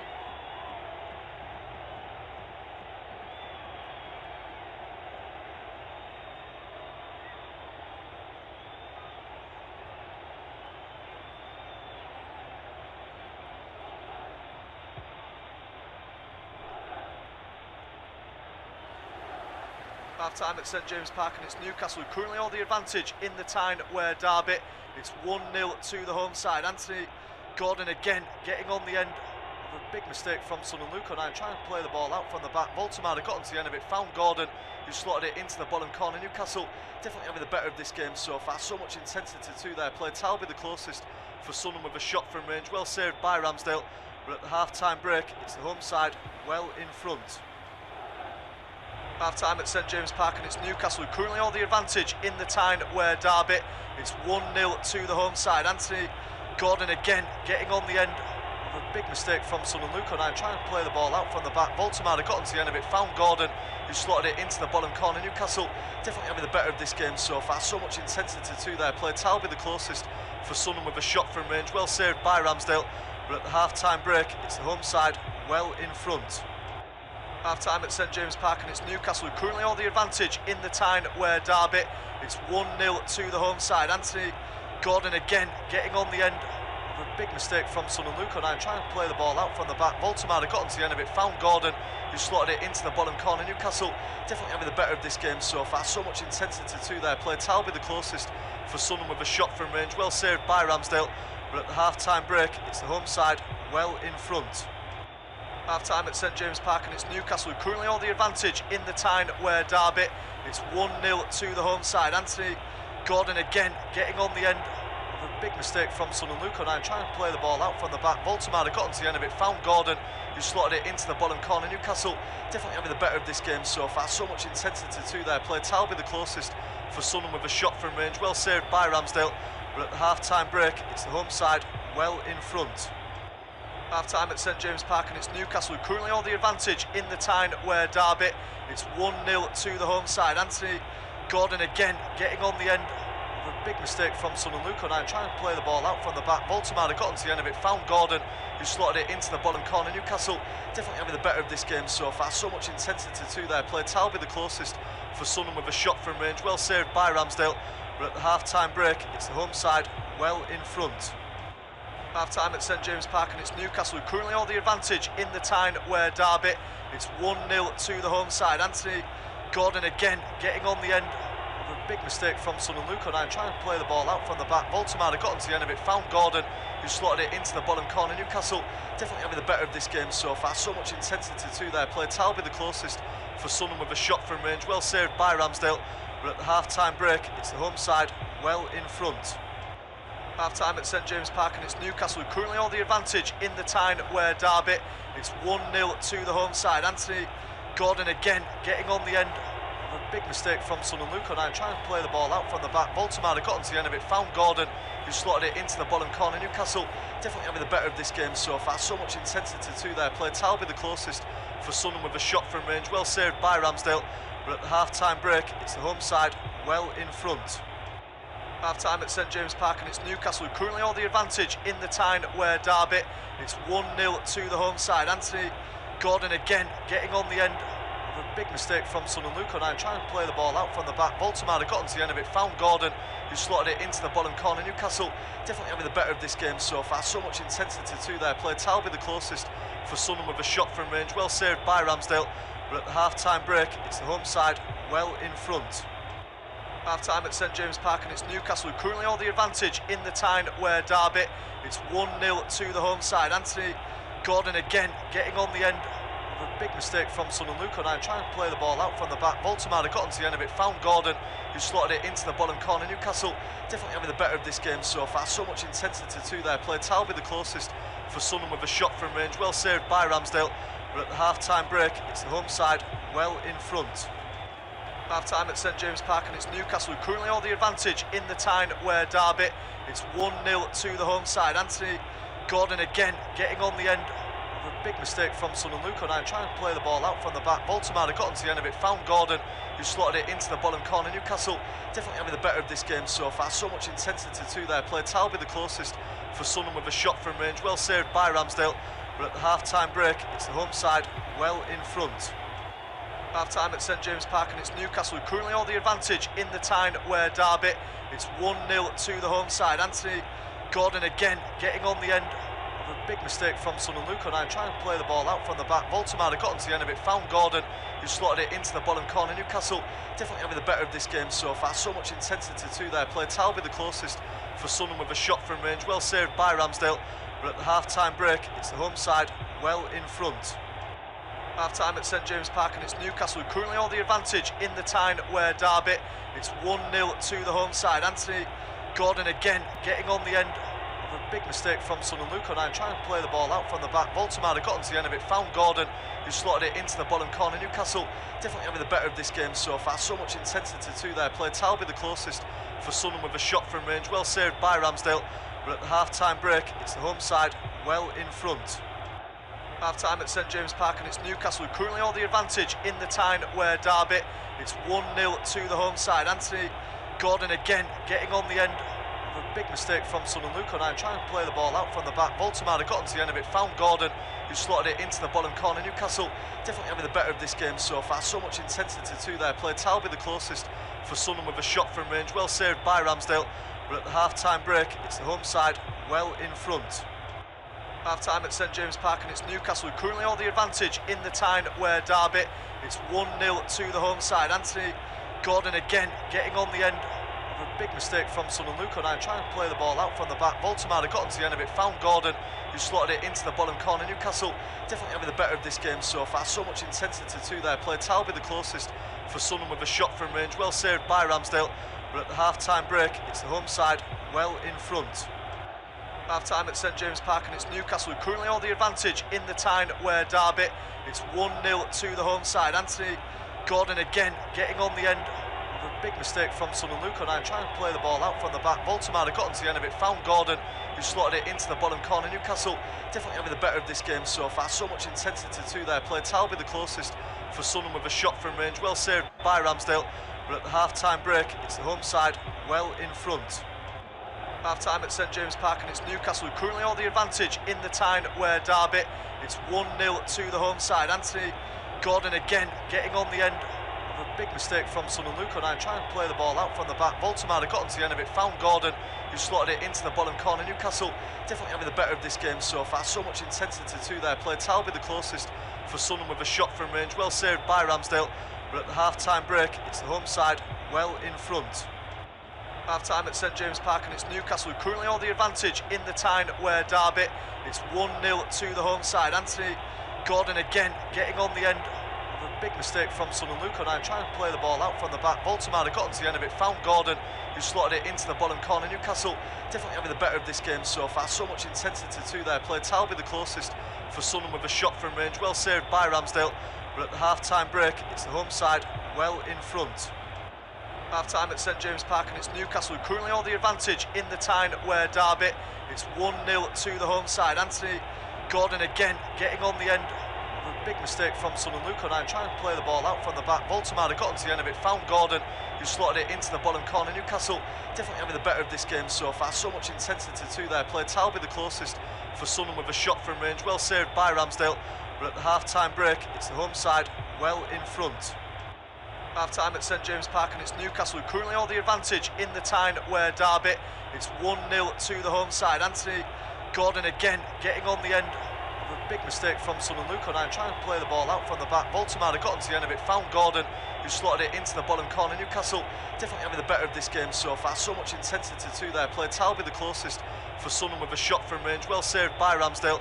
But at the half-time break, it's the home side well in front. Half-time at St James Park, and it's Newcastle who currently hold the advantage in the Tyne-Wear derby.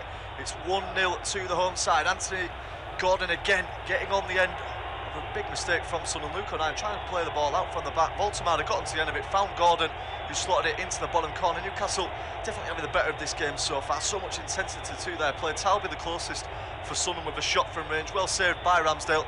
But at the half-time break, it's the home side well in front. Half-time at St James Park, and it's Newcastle who currently hold the advantage in the Tyne-Wear derby. It's 1-0 to the home side. Anthony Gordon again getting on the end of a big mistake from Sunderland. Luke O'Neill trying to play the ball out from the back. Baltimore got onto the end of it, found Gordon, who slotted it into the bottom corner. Newcastle definitely having the better of this game so far. So much intensity to their play. Talby the closest for Sunderland with a shot from range. Well saved by Ramsdale. But at the half-time break, it's the home side well in front. Half-time at St James Park, and it's Newcastle who currently hold the advantage in the Tyne-Wear derby.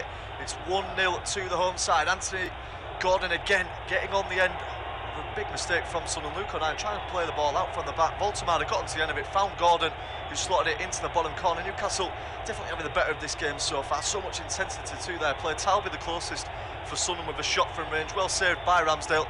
But at the half-time break, it's the home side well in front. Half-time at St James Park, and it's Newcastle who currently hold the advantage in the Tyne-Wear derby.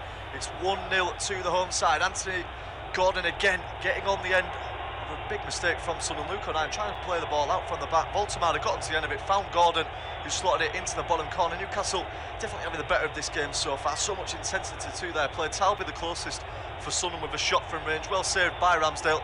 But at the half-time break, it's the home side well in front. Half-time at St James Park, and it's Newcastle who currently hold the advantage in the Tyne-Wear derby.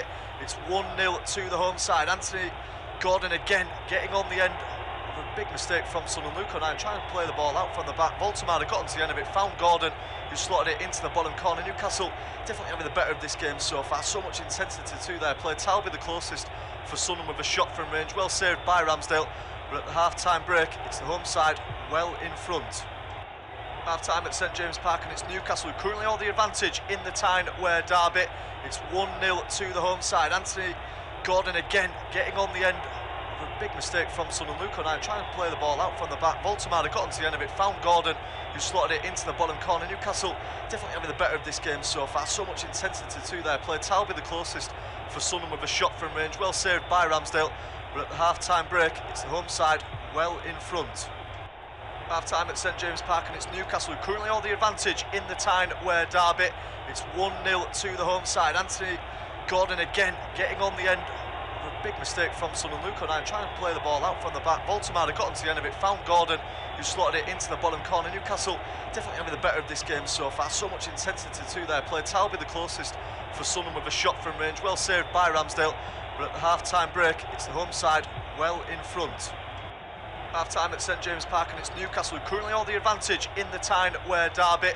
It's 1-0 to the home side. Anthony Gordon again getting on the end of a big mistake from Sunderland. Luke O'Neill trying to play the ball out from the back. Baltimore got onto the end of it, found Gordon, who slotted it into the bottom corner. Newcastle definitely having the better of this game so far. So much intensity to their play. Talby the closest for Sunderland with a shot from range. Well saved by Ramsdale. But at the half-time break, it's the home side well in front. Half-time at St James Park, and it's Newcastle who currently hold the advantage in the Tyne-Wear derby. It's 1-0 to the home side. Anthony Gordon again getting on the end of a big mistake from Sunderland. Luke O'Neill trying to play the ball out from the back. Baltimore got onto the end of it, found Gordon, who slotted it into the bottom corner. Newcastle definitely having the better of this game so far. So much intensity to their play. Talby the closest for Sunderland with a shot from range. Well saved by Ramsdale. But at the half-time break, it's the home side well in front. Half-time at St James Park, and it's Newcastle who currently hold the advantage in the Tyne-Wear derby. It's 1-0 to the home side. Anthony Gordon again getting on the end of a big mistake from Sunderland. Luke O'Neill trying to play the ball out from the back. Baltimore got onto the end of it, found Gordon, who slotted it into the bottom corner. Newcastle definitely having the better of this game so far. So much intensity to their play. Talby the closest for Sunderland with a shot from range. Well saved by Ramsdale. But at the half-time break, it's the home side well in front. Half-time at St James Park, and it's Newcastle who currently hold the advantage in the Tyne-Wear derby.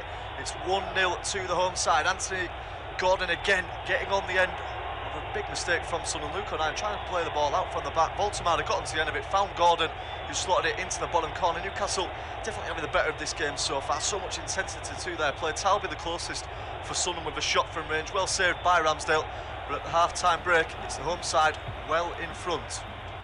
Half-time at St James Park, and it's Newcastle who currently hold the advantage in the Tyne-Wear derby. It's 1-0 to the home side. Anthony Gordon again getting on the end of a big mistake from Sunderland. Luke O'Neill trying to play the ball out from the back. Baltimore got onto the end of it, found Gordon, who slotted it into the bottom corner. Newcastle definitely having the better of this game so far. So much intensity to their play. Talby the closest for Sunderland with a shot from range. Well saved by Ramsdale. But at the half-time break, it's the home side well in front. Half-time at St James Park, and it's Newcastle who currently hold the advantage in the Tyne-Wear derby. It's 1-0 to the home side. Anthony Gordon again getting on the end a big mistake from Sunderland. Luke O'Nien trying to play the ball out from the back. Baltimore got onto the end of it, found Gordon, who slotted it into the bottom corner. Newcastle definitely having the better of this game so far. So much intensity to their play. Talby the closest for Sunderland with a shot from range. Well saved by Ramsdale. But at the half-time break, it's the home side. Well, it's a very warm welcome back to this independent and official off-tube studio commentary of this Tyne-Wear derby between Newcastle and Sunderland. We're just about back underway for the second half at St James Park. Newcastle still leading by a single goal going into this second half. That goal from Anthony Gordon, the only difference between the two sides in terms of scorelines so far, but it's definitely been the home team who deserve to be in front. They've been the better back side by a mile. Sunderland though with an early attack at the start of this half. It's Gertrude inside the box for Sunderland. Overlapping run being made by Diarra, but Gertrude hangs onto it. It's now Siddiqui, 30 yards from goal. Good start to the second half from Reggie Lebrie's side, who really managed to lay a glove on Newcastle really for that first half. The closest they went was that shot from Talby on the edge of the area. Well saved by Ramsdale. Ball comes into the box, so Brobby underneath it, hits it back across goal. There's no one arriving there for Sunderland. That could have been a good chance there if they'd just anticipated that header back across goal from Brian Brobby, who didn't have much to go off in the first half. Good play for him there though. Gertrude just caught standing still inside the 6-yard box, but it's still myself, Joshua Making, alongside me is Kieran Shelley, taking you through this one. And Kieran, that's a much better start to half for Sunderland. Yeah, it's nice, nice ball into the box. Yeah, like you mentioned, I'm surprised no one was on the end of it. Could be a bit annoyed if I was a Sunderland fan or coach and that ball doesn't find anyone in blue. Burn heads that long throw away, and O'Nien will have another chance. Yeah, a lot more closer towards the corner flag this for Luke O'Nien, who was definitely at fault for that first goal. A really poor pass out of defence from him on his weaker foot, intercepted by Baltimore, who played in Gordon. Nice bit of skill to beat two defenders before finding the bottom left corner. O'Nien now launches this long throw in though towards the near post, away by Joe Linton this time, only as far as Xhaka. Does well to find O'Nien back out on the right wing, up against Baltimore. Goes towards the outside of the German, then shown the other way. Cross will come in left footed this time. Iron looping into the box. Botman heads it clear. This time it's Talby though who picks up the scraps, finds Gertrude in the middle. Nice touch to take himself away from Anthony Gordon. Gertrude still going over again towards O'Nien. Ball comes in, it's low and hard, and Burns sticks a foot out. Rigg will try and keep it in play. In fact, it's Baltimore who just about does it to stop it going out from a corner. Footing this time from Rigg, and eventually out for a goal kick. It's a good start though to the half from Sunderland. So really pressure. It's Newcastle ultimately surviving. Yeah, it's much better from Sunderland at the start of this half. Just what they needed really to get back into this game. They were not in it at all in that first half and could have been 2 or 3 goals down. As you mentioned, Sunderland second in the table for points from losing positions this season with 16. Aston Villa next with 19. So certainly capable of turning this one around, even with a lot of their star players out, like Mukiele, of course, Dan Ballard. Some big misses for them. Robin Roos as well, the goalkeeper. Done really well this season. So just starting to slightly fall off in recent times. This hole there brought down by Diarra, but fairly according to the referee. Siddiqui will now try and drive forward for Sunderland. Shown the other way by Joe Linton, still hangs onto it though before slipping, and Ramsey can now get hold of the ball. Siddiqui stayed down, but no foul given by Anthony Taylor. Ramsey looks to go forward. Barnes making the run. He finds Gordon instead though. Turns nicely. Eventually does find Harvey Barnes on the edge of the box. Tries to poke it through, and Gordon had just already made his run in front of the ball. First tackler of the half for Newcastle. Doesn't result in a major chance for the home side. Siddiqui still just down in a little bit of pain at the moment before gradually getting back up to his feet. Did not look a foul from Jacob Ramsey. Thought it was the right decision from Anthony Taylor. Siddiqui won't need to receive any treatment. He's back up and moving a little bit awkwardly, but should be okay to continue. We'll see a closer up replay of it now. See Ramsey just going a little bit strongly, but ultimately wins the ball. Siddiqui back up to his feet, and no harm done in the end. Newcastle with the throw in from Trippier. It's back towards Sven Botman. Burn plays it forward, headed past on Baltimore, who has been really good in that first half. Can't bring that one under control.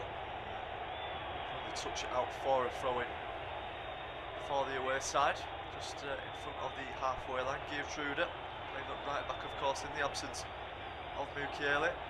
Plays it in towards the centre, the space for Alderate to drive into. Talby wants it over on the left side. He'll go towards Trey Hume instead. Ball forwards, looking for Brobby, who's tried to touch it round his man. Botman's gone down holding his face as Newcastle look to play on. Anthony Taylor actually gives the free kick away though of the Mags. There'll be a chance for them on the edge of their own box just to reset play. 5 minutes into the second half, still 1-0. Can see what it comes from. It's the slightly high foot from Brian Brobbitt. Looked like a free kick though. Botman has stayed down with his covering his face at the moment. Not sure if there's blood for the Newcastle centre-back. In, of course, in place of Malik Thiaw, who's really had a great few games for Newcastle, including that one away at Barcelona. He was really poor in that match. He's warming up though on the sidelines at the moment.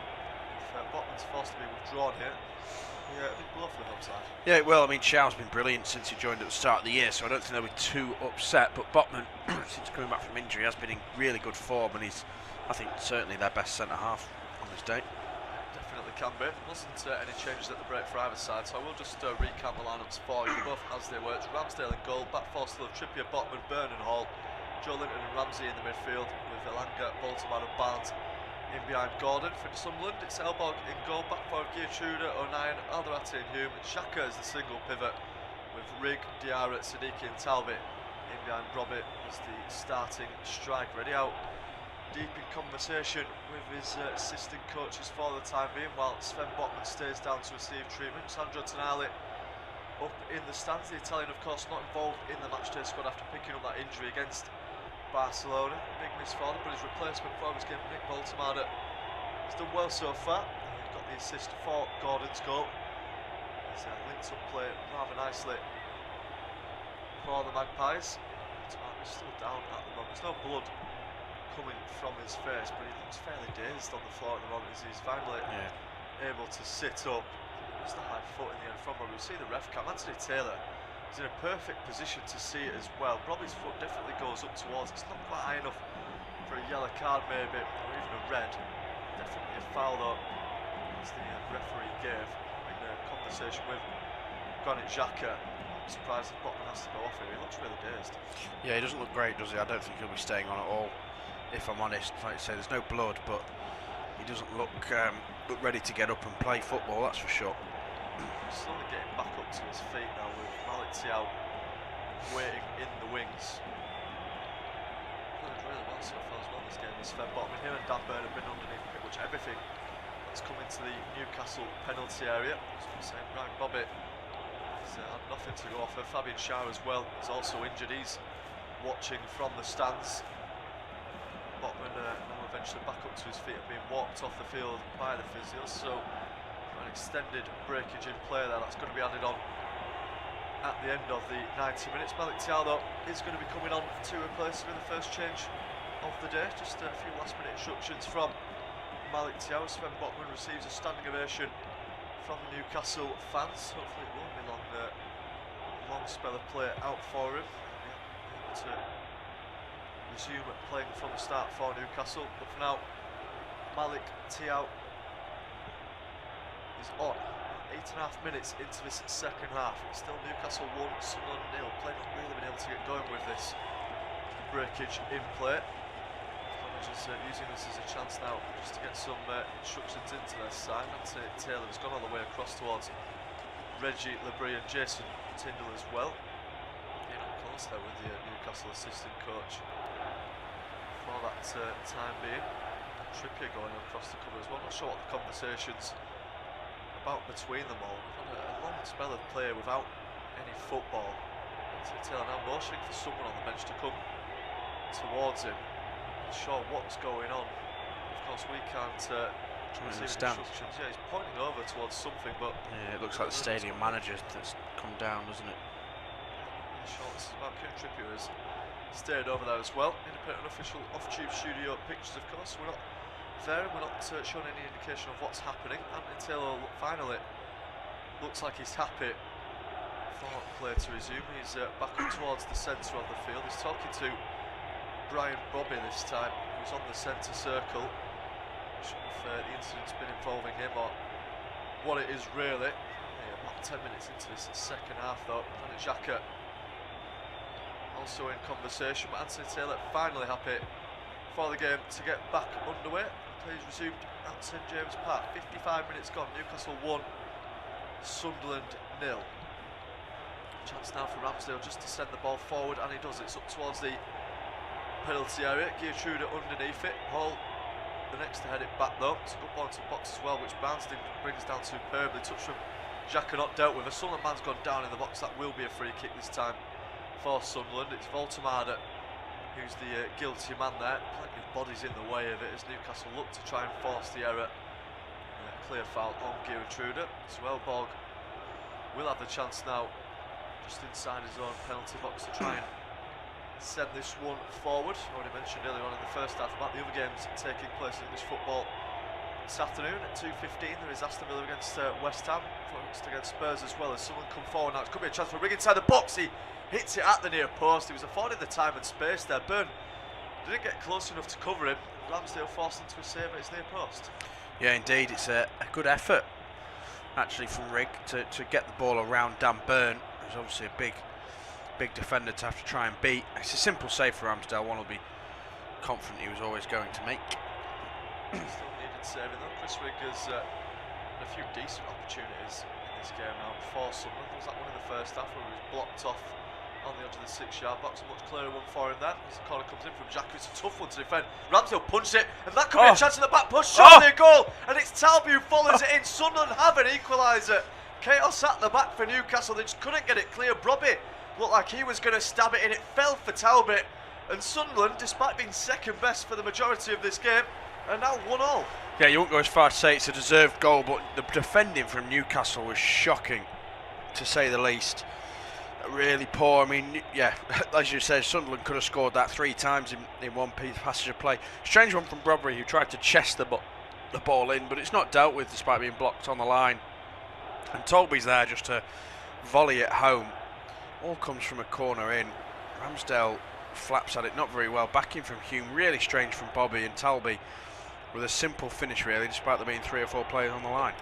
It's a decent block, I think, from Dan Byrne to stop Brobby there, just at the near post, gets across the cover, but again, it just falls nicely for Talbot. He's lucky that it's fallen to him like that, but he takes his chance really well, the Moroccan, and it's a massive goal for Sunderland.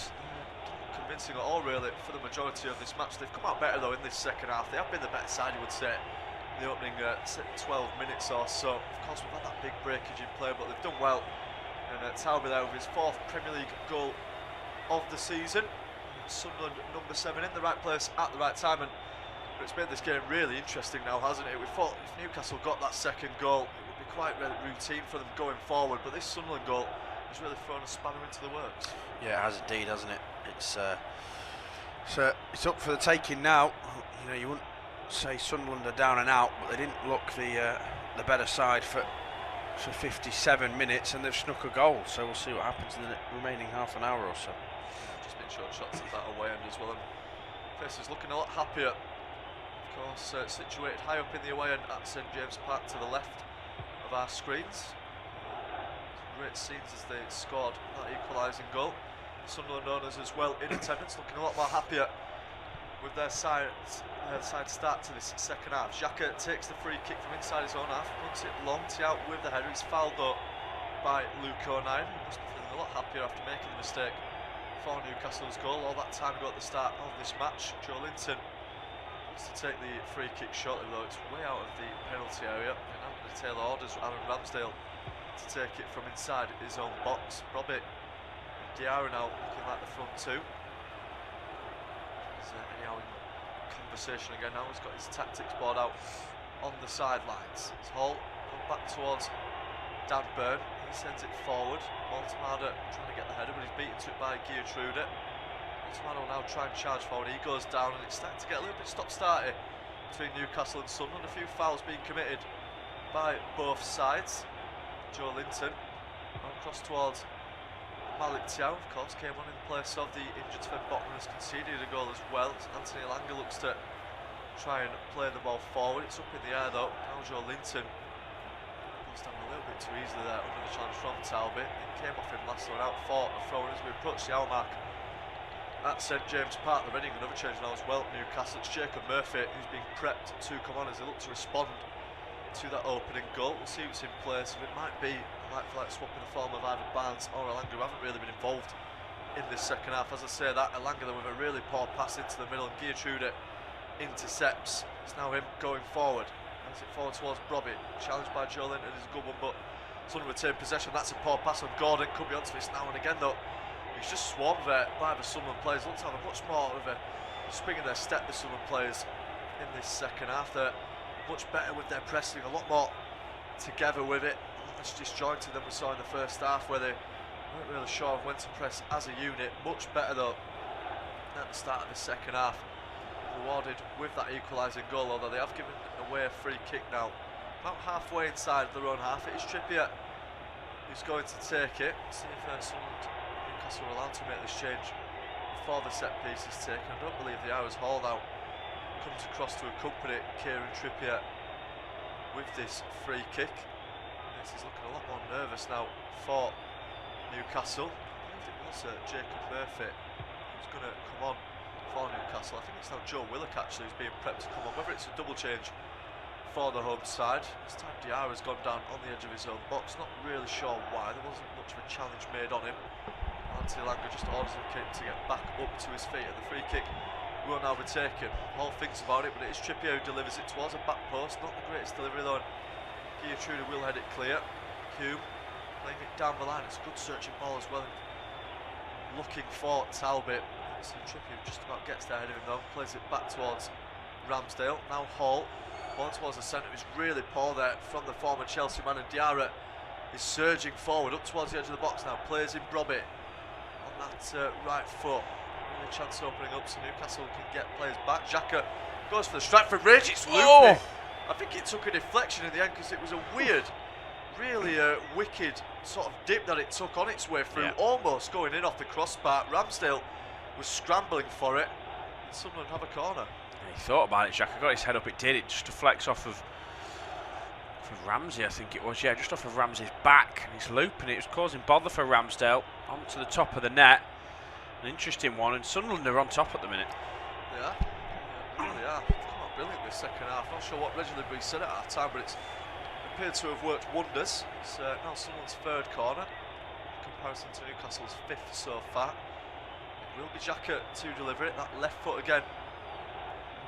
With the in-swinger, pushing and shoving going on again inside the penalty area, but it's going to be Xhaka eventually to take it. He takes it short, finds Chris Ring on the edge of the area, back to Xhaka, first time ball comes in, decent delivery, Byrne heads it away from Ramsdale towards the edge of the box. Voltemada and Barnes with the clearance. It's not a substantial one though, and Alderati gets round his man, still going the Paraguayan as he looks to venture forward under pressure, and he's giving it away to Jacob Ramsey. Tries to pass it through, he'll get another chance with it through Voltemada, who then sends it forward. I'm not sure if Gordon had given up on that one a little bit too early. It sort of just seemed to stop sprinting as Voltemada played that ball forward. See, it's drew quite a few criticisms from the Newcastle faithful. Landon out trying to turn away.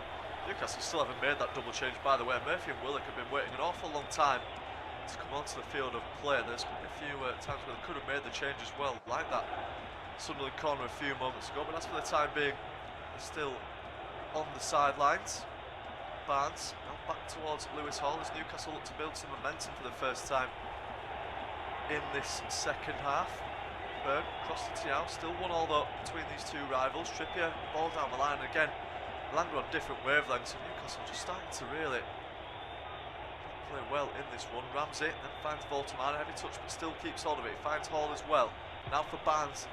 Up against Geertruida, overlapping room being made by Hall, but Barnes goes inside. Great tackle from Chris Rigg, heavy touch though, so can't stop it going out for a throw-in.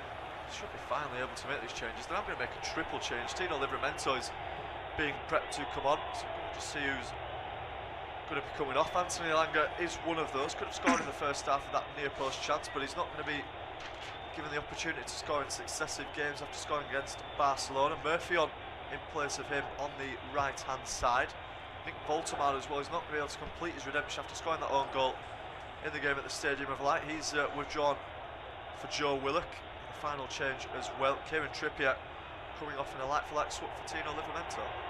Yeah, indeed, and I think these substitutions indicate that Eddie Howe wants a little bit more intensity in this game. A bit more energy. Livramento, of course, quicker and more energetic than Trippier.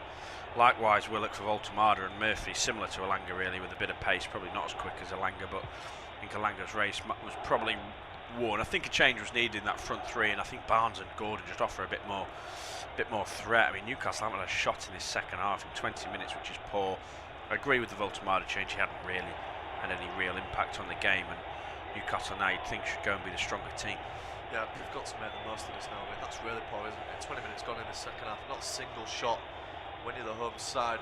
Someone have really turned the game around nicely. As Tilo and Livramento does well there to find Murphy. Both of them just coming on. That's a poor pass from Murphy, but he's won it back off of Talby up towards the edge of the box, floats it into the area. It's onto the head though of Xhaka, who clears it. Byrne now surging forward, finds Ramsey. Now Joe Linton takes it inside, pokes it through, looking for Gordon. Again though, Sunderland win it only towards Murphy though, edge of the area, goes for a right-footed strike. It's on target. But they finally had a shot in the second half after we just talked about them not having one. It's Jacob Murphy as well, the substitute. Ultimately, it's down the barrel of Elborg, who makes the save, and up for a corner. Yeah, indeed, a save. Excuse me, that had to be made from Elborg. Pretty simple one. It's pretty much straight at him, but Murphy straight on and making the difference. It's the power though behind it from Jacob Murphy. Sunderland now will just have to do some more defending. It's going to be Gordon this time going across to take the corner for Newcastle. So they've actually got a striker on the pitch to be in the box for this one. Barnes now back to Gordon after they played it short. Heavy pass, but Barnes brings it under his spell, finds Livramento, surges past Talby, will line up the strike from range as well, hits it low and hard, takes a heavy deflection off of Luco 9. Elborg alert to it though, and he stops it from going out for a corner. Bowls it out towards Alderate. Sunderland now look to mount an attack, just starting to feel the game might be a little bit more stretched as both sides look to go in search of this winner. Of course, Sunderland have a fantastic record against Newcastle in recent times. They're unbeaten in their last 10 league fixtures against the Geordies. They've won 7 out of 8 of those games.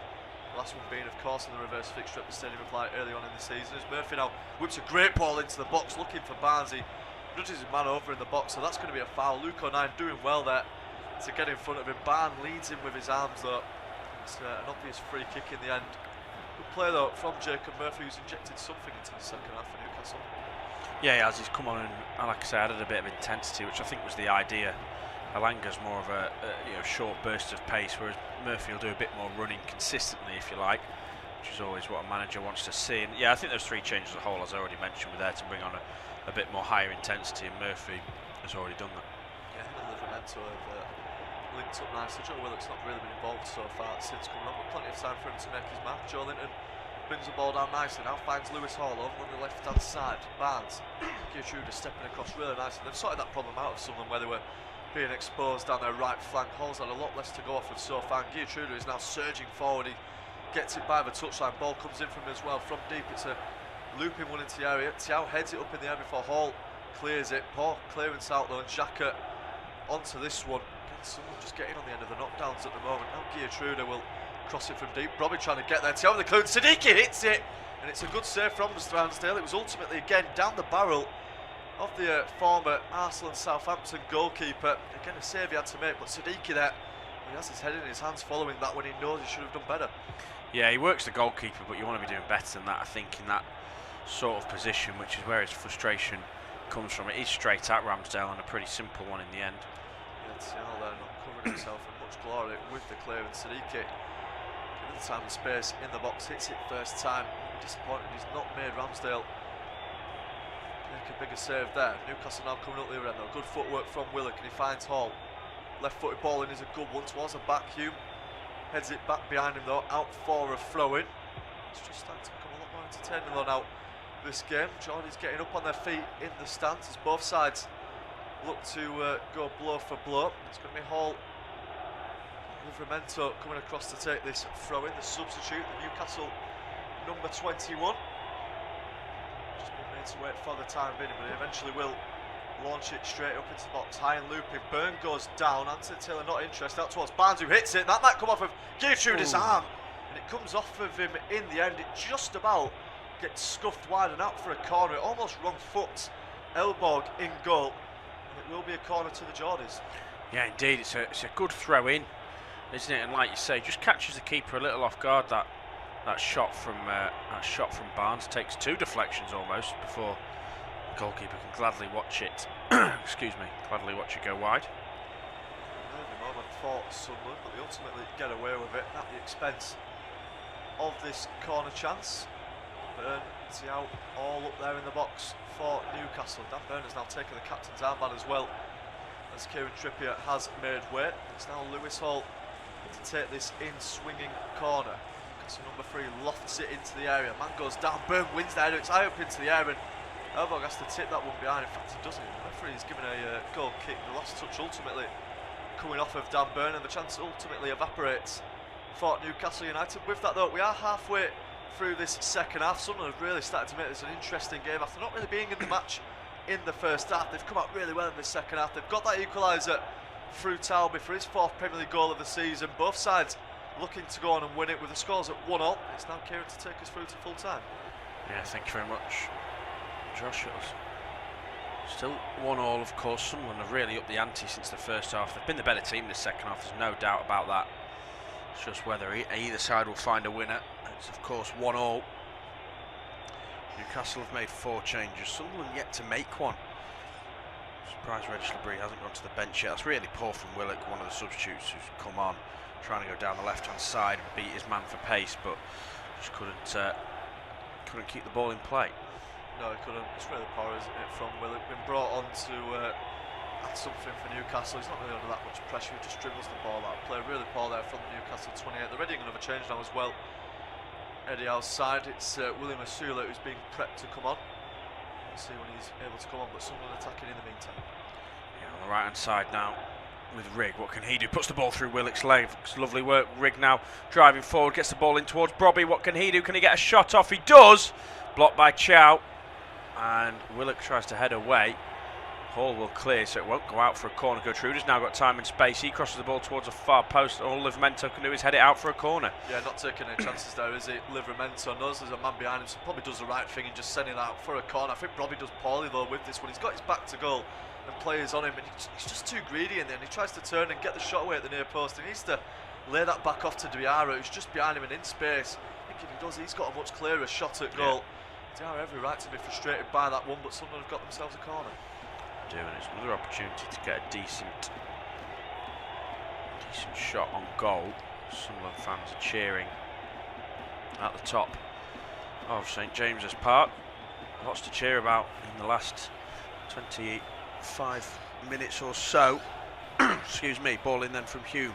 It's deep towards the far post. Joe Linton wins the header, but it only goes out to Jacques, who spreads it now to Gertrude. He's got an opportunity maybe to put the ball into the box, trying to beat Barnes. Hume back into the box, poor ball, and Willock can clear away. Siddiqui leaves it for his goalkeeper, but does now receive it from Elborg.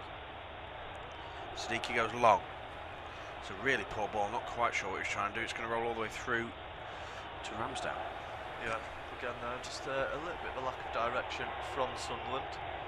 Really up the ante again, just after Newcastle look like they might be getting back on top. I'm not sure if it's a tweak from Regis Labrie or something that's changed it back in their favour, but they look the more threatening side. They're still yet to make a change as well in this game. Regis Labrie clearly happy with how his side are playing. Look at Newcastle now down the left wing. An opportunity maybe for Willock on that left hand side. Plays it to Hall. Now Ramsey.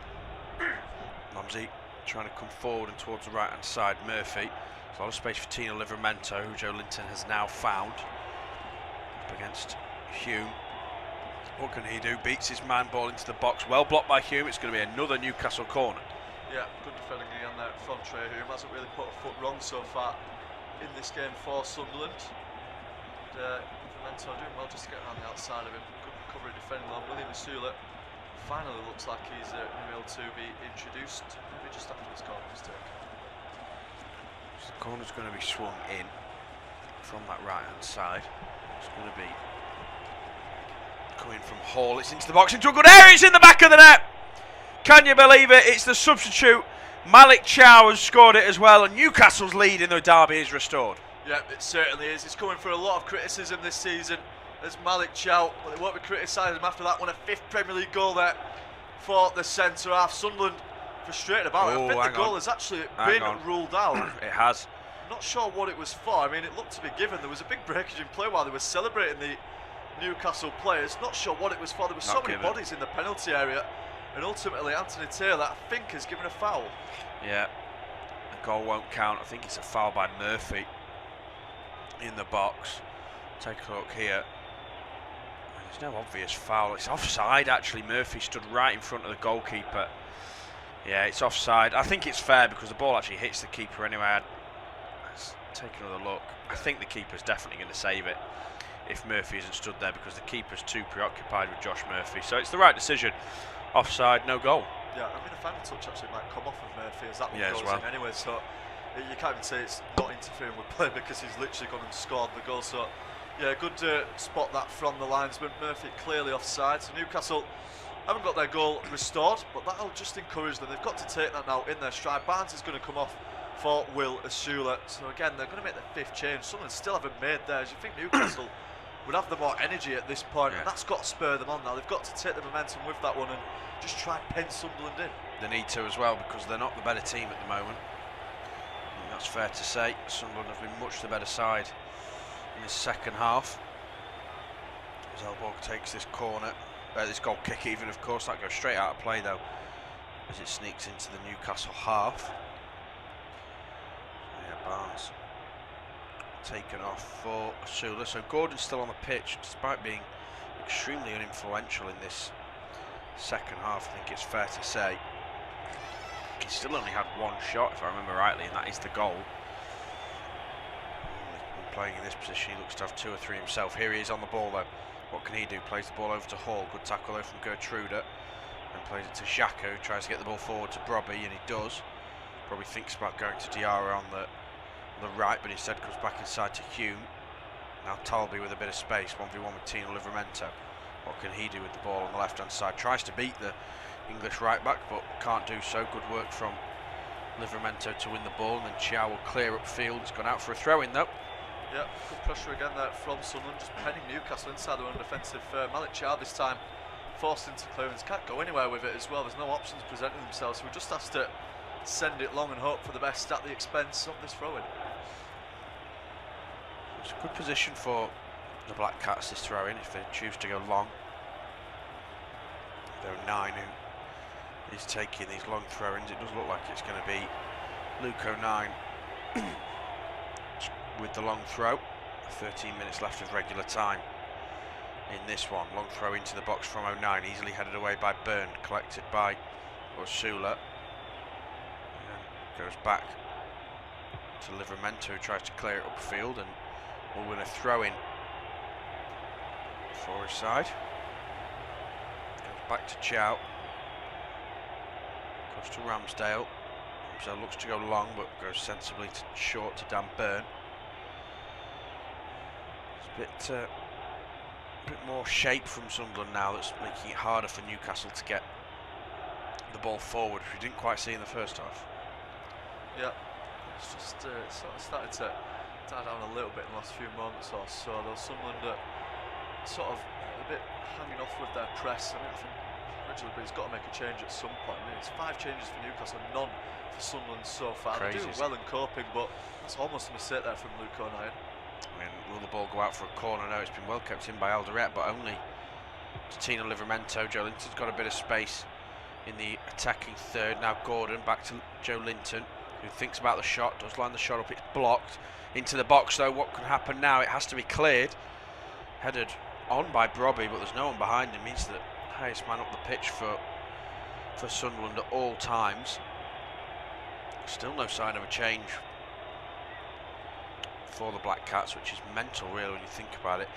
That being said, it is a relatively weak bench for them with a few injuries that they have got, but they have still got Lefay, Mayenda and Isidore in terms of attacking options that they could bring on. Dennis Sirkin and Mandava could reinforce things at the back. It's in midfield where they're light on subs really, but Lefay could come on and play as an 8 if you like. Ball over to Gordon now, he's got an opportunity to beat Gertrude. Takes the shot over. Yeah, could be doing better there. Anthony Gordon knows about it as well. He's just beaten Gertrude with some good feet. It's first real chance, isn't it, of this second half as well for Anthony Gordon. It's Sunderland's fault when Xhaka with a poor ball. Joe Linton flies into the tackle. Great ball over from Willock, who finds Gordon. He cuts inside nicely, just thinking on that right foot in that position. He's going to bend that one into the top corner. Gertrude has got the wrong side of him. Just can't quite keep his effort down in the end. Too much underneath it. Decent chance goes begging there for Newcastle. They probably don't want anyone else on that chance as well there, other than Anthony Gordon. He knows about it as well. Huge chance for Newcastle to restore their lead. Sunderland now going short with the goal kick before Elbow sends it long. Opportunity then for Sunderland. Something to chase. Diarra, but Ramsdale is out well to it and clears it upfield. I think Robbie's done quite well, but I'd be very surprised if Mayenda or Isidore don't come on to replace him. To be honest, if I was Reg Labrie, you want to go and win this game. You'd rather risk winning it and lose it than play for the draw. Fans certainly won't be happy in the derby playing for the draw. I won't be surprised to see Mayenda and Isidore come on. Mayenda perhaps on this left-hand side for Tolby, and perhaps keep Tolby on, but maybe move him over to the right-hand side. I don't think Riggs had his best game. But yeah, I think Lafay, Mayenda and Isidore should probably already be on the pitch. Yeah, still really surprised into the final 10 minutes, and no sign of a change from Reg Labrie. We mentioned they have got decent options. Mukele's on the bench as well. I don't imagine he's fit though. I mean, if he was properly fit, he'd be starting as the ball comes into the box. Yeah, Brobby now with good feet down to Gertrude, who plays the ball across. Who's it going to fall to? Brobby tries to take the shot. Defenders do just enough, and then it's blocked by their own man. Xhaka goes to take a shot. Chris Riggs sliding in. Hume with a shot from range. Headed away by Joe Linton. Now there might be a counter-attack on. Oh, that's a cynical foul. That's going to be a second yellow card of the match. And the second yellow card of the match for Sunderland. Looked like it was given to Alderete. Yes, it was. So Hume and Alderete now yellow carded in this one. 2 yellow cards for Sunderland. There certainly was a break on there for Asula. Yeah, it's an obvious one, isn't it? There again, a cynical foul. That's what both yellow cards has come from. He's got no intention of coming for the ball at all there. The Paraguayan centre half just completely blocks off Asula, who does have a nice touch around Alderete. He's beating him for pace. Coming in a good break there for Newcastle. They're finally seeing signs of a change for Sunderland. Looks like Enzo Lafay is being prepped to come on. Yeah, he's indeed the Frenchman. Getting his final instructions from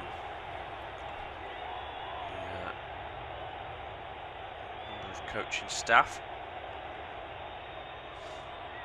Looks like at this stage it still looks like it might be the only change for Sunderland though, which is baffling. I'd be surprised if 3 or 4 are made. Or ball into the box, maybe a chance for Sunderland. Luco 9's taking a tough hit. That'll surely be a foul as Chow goes for the ball but just swipes the midriff of Luco 9. Good header on from, in fact Burn doesn't even get a touch. It would have been a great header on.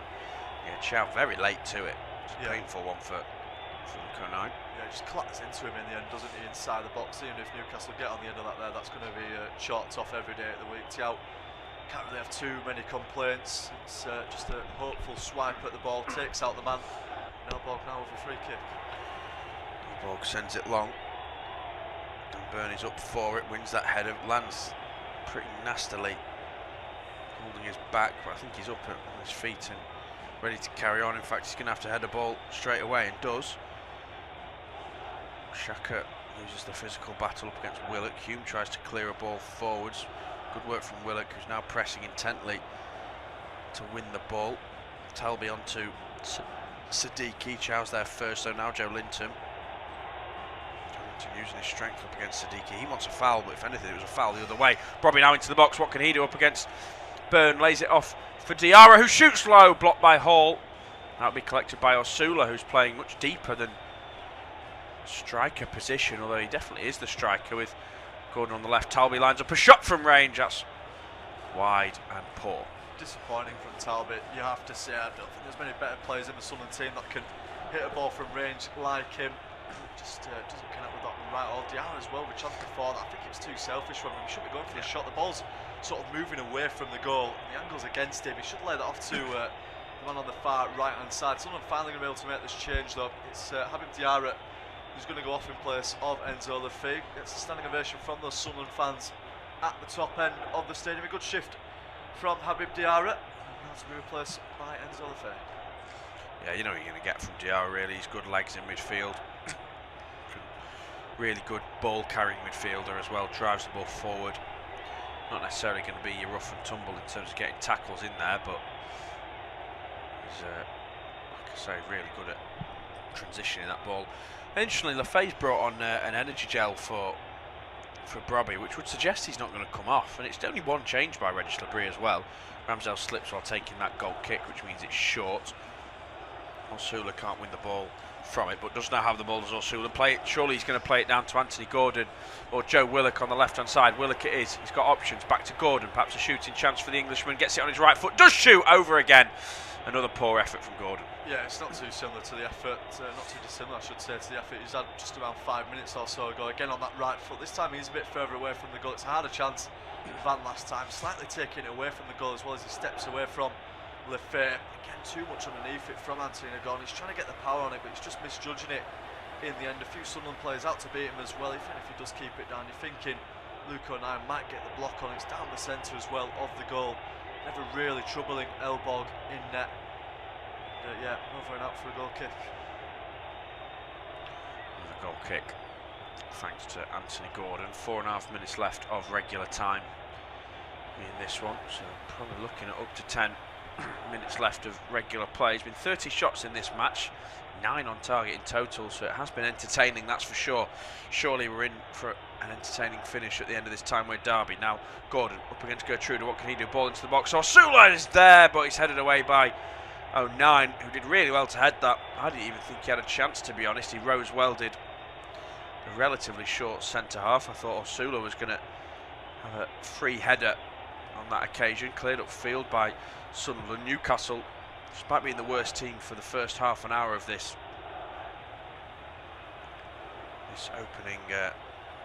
opening second half, have now grown to the game and are looking the better side. Newcastle are readying a 6th change. Clearly Botman's injury was of course deemed a concussion change and therefore doesn't count as one of their 5, nor does it count as a substitution window. Sadiki's onside, he's through here on the right hand side.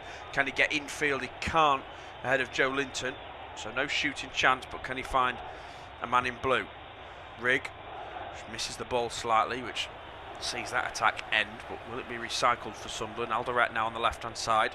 He plays a nice ball forward looking for Hume, who's running down a dead end really with Livramento and Willock, and it was a good footing from Willock in the end and a goal kick for Newcastle. Yeah, doing his bit down the other end there. It was a good ball in from Gordon as well just a few moments ago. As it's becoming stretched, isn't it? I mean, both sides clearly think they can go on and win it. That's emphasised by the change as well to be made in the next few moments by Newcastle. It's Johan Visser who is coming on eventually. He's just sat back down on the bench though for the time being, as anyhow gets his tactic board out once again. So some final instructions for the Newcastle number 9. Interesting to see who he comes on in place as well. You think it's Gordon or maybe one of the more midfielders, and they're going to sacrifice a defensive player in favour of getting Visser on the pitch. Yeah, 2.5 minutes left to go of normal time, still 1-1. Sadiki now bringing the ball over to the left hand side for Tolby. Sunderland in the ascendancy. Tolby with a crossing chance. It's going to be a corner. Yeah, plays it off well there from Livramento. Tolby's going to be good really for the majority of this game. He's not threatening at times and has at least tested the full-backs, as we're seeing from the crowd shots. A lot of these Newcastle fans can't watch at the moment how much this fixture means to them. At the moment they're going to be going another game without beating Sunderland. Yeah, they should have scored more in the first half really. The second half Sunderland have been far the better side, but haven't really created too many clear-cut chances. Newcastle will not be happy if they don't win this, that's for sure, especially after they lost at Stadium of Light in December.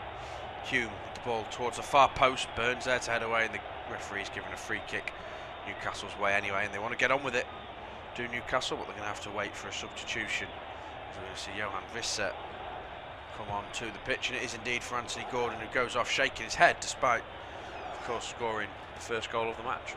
Yeah, I'm pleased that he managed to get that goal. Real piece of quality from him. The other times we've seen that really in this Tyne-Wear derby, just to take it away from the defender and then find the bottom left corner. Hasn't been able to recreate that though in this second half. Chances of fairly few and far between. He's had those 2 opportunities on the edge of the box where he's just not been able to keep his effort down.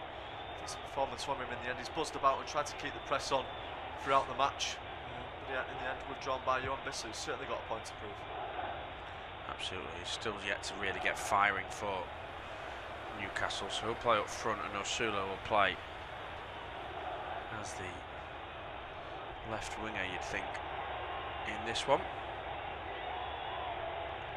Now ball on the right hand side for Newcastle. Murphy, what can he do? Livramento's charging forward, infield to Willock, who tries to play it over to Osula, but it's an awful ball intercepted by Gertrude. 30 seconds left of regular time. Now Rigg, Xhaka gets his head up and spreads it Forward to Sadiki, who's in a bit of space. There might be a nice ball through. Enzo Lefebvre, it's just overhit, so it won't be a shooting chance for the Frenchman. Still alive, though. What can he do? Plays it between Burns' legs. What a save, Brobby! And then he scored! Brian Brobby with the goal in the 90th minute for the Black Cats. Sunderland take the lead at St James's Park. Absolutely massive goal. Look what it means to Brian Brobby as well. The shirt comes off from the Sunderland striker. We were wondering maybe if he was going to last the full 90 minutes in this one. We thought he might be withdrawn by Reggie Lebrie in favour of someone like Wilson Isidore. Well, he's just made that decision count massively. Absolute scenes in that away end at the top end of the stadium. It's a disaster for Newcastle.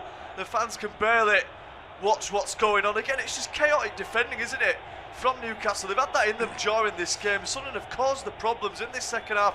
They've looked the more likely. It comes from a Newcastle mistake, a really poor ball into the centre from Willock, and then the game stretched. There's so much space in the middle. Sadiki cannot believe he's afforded the time like that. Plays it through to Lefebvre. You think the chance might have gone with how heavy the pass is. Lefebvre through the legs of Dan Burn. Brobby gets his first attempt. Good save by Ramsdale, in fairness to him, but the ball comes back to Brobby. He's the one who's most alert to it.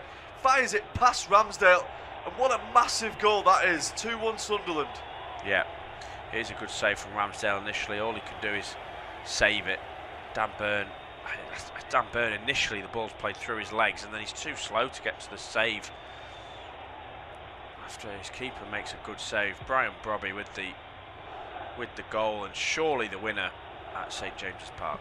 Yeah, well, he's really had to wait for chances to fall for him in this game, hasn't he, Brian Brobby? It's been a real shift, though, from him up front, a top performance, and he's got his 6th Premier League goal of the season. Just after the goals, it's really drying up for him, really, the Sunderland number 9. I mean, there is no better time to recapture your goal-scoring form than when you're playing away at St James's Park like that. A massive moment for Brian Brobby. See Joe Linton trying to break up the celebrations in the aftermath of that goal. Can't really understand that from the Brazilian. Just get the game back underway and get away from them. It means to Brian Brobby, though. I mean, we're into 2 minutes now of additional time. We've still not actually been told how much is going to be played. Brobby, of course, picks up a yellow card for taking his shirt off in the celebrations. Game still hasn't got back underway. I think we're going to get a lot of additional time anyway for that injury to Botman at the start of this second half. Only 2 minutes of the way through, and you imagine it's going to be quite a little bit added on yet. Changes now for Sunderland. Brobby is indeed coming off. Ronaldo Mavara is one of the players to come on. I think there's going to be a couple more. Yeah, Talby's coming off as well. So Brobby, Talby off. Just wait to confirm if there's any more. No, just the two. So Brobby and Talby off. Mayendo and Ronaldo on. Yeah, you can understand that, can't you, from Reggie Lebrie. They're just going to try and get all the players at the back now. Brobby gets the claim from everyone on the bench, and rightly so. We've still not been told how much is added on. Sadly, we have been. It's 7 minutes. We've already played 2.5 of those. I imagine a bit more will get added on. Certainly. As Newcastle look to try and respond immediately. Yeah, we'll definitely get some more added time, you'd think. Ball forward then. Osula's gone down. That'll be a free kick in favour of Newcastle. Joe Linton tries to take quickly, but it's blocked by Sadiki, so that'll be a yellow card for him. 4 yellow cards now for Sunderland, none for Newcastle in this one. Yeah, can't blame that there for Sadiki when he tries to run away with the ball when the whistle's already clearly blown. He charges forward. A yellow card shown. Newcastle try and swing it in from Livramento. It's blocked and out towards Murphy. Yeah, Murphy comes infield, trying to get a late equaliser on Newcastle. 7 minutes were given, but I think we're going to play to 100 minutes because we were at least 2.5 minutes into added time before play resumed. I think we've got 6 minutes or so left. Livramento, was he fouled? He was. Gertruda gets a yellow card now. 5 yellow cards for Sunderland. They are indeed racking up for the away side. They won't mind though at all. Any fouls they put in just waste a bit of time. They won't complain at all. First booking of the season as well there for Gertruda. Just steams into the challenge really and leaves his leg dangling. Clearly hacks down the Newcastle man. And 3 of that starting back 4 now for Sunderland have all picked up bookings in this game. It's a real derby from their perspective. Chance now for Newcastle at this set piece. Opportunity then to get the ball in from the set piece. What can they do from here? It's Hall. Looks like he goes for a shot, deflected, saved by Elborg, who obviously didn't realise that the ball was a yard wide of the post. Yeah, I mean, he can't be too sure, and he doesn't want to take any chances. He's almost wrong-footed, but gets across really quickly there. The Swedish goalkeeper. Could be an important save from his perspective, of course. Just looking at this record again, as I was mentioning, Sunderland won 7 last 8 of this fixture, no defeats, and it looks set to continue. Corner comes in for Newcastle then, headed away by Rigg.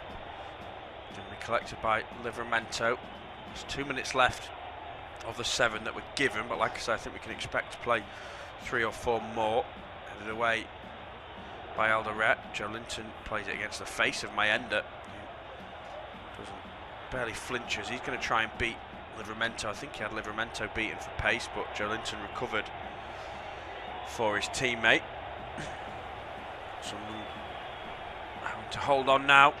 Not long left at all. Probably about 3 or 4 minutes. Ramsdale, one ball forward. Dan Burn now playing as a striker. Can't win that header though. Up against Hume. Now Livramento on the right hand side. He's going to swing a ball in. It's poor though, but it might find its way to Visser. It does, but then away by Alderete. Hall will pick the ball up. He's under pressure from Chris Rigg. Really good work from him to keep the pressure on for the Black Cats. Ball forward to Livramento. 1 minute left of the 7 that have been given. Again, he may play a couple of minutes more. Joe Linton with the ball inside the Sunderland half. Poor touch from Ramsey gives Rigg a chance. That'll be a foul on Ramsey. Now Willock, what can he do? He tries to loft the ball in towards Dan Burn. Can't quite find his man. Lafay's going to let it run for a goal kick, and that's what it'll be. Yeah, Lafay celebrates it as well. Knows that it's a big moment again for Sunderland. Under a little bit of pressure. It's not the worst point to the box, to be fair, from that right hand side. A little bit deeper than you'd imagine towards the edge. And it almost finds you on Visser, who takes a heavy touch. Can't really materialise anything concrete from it.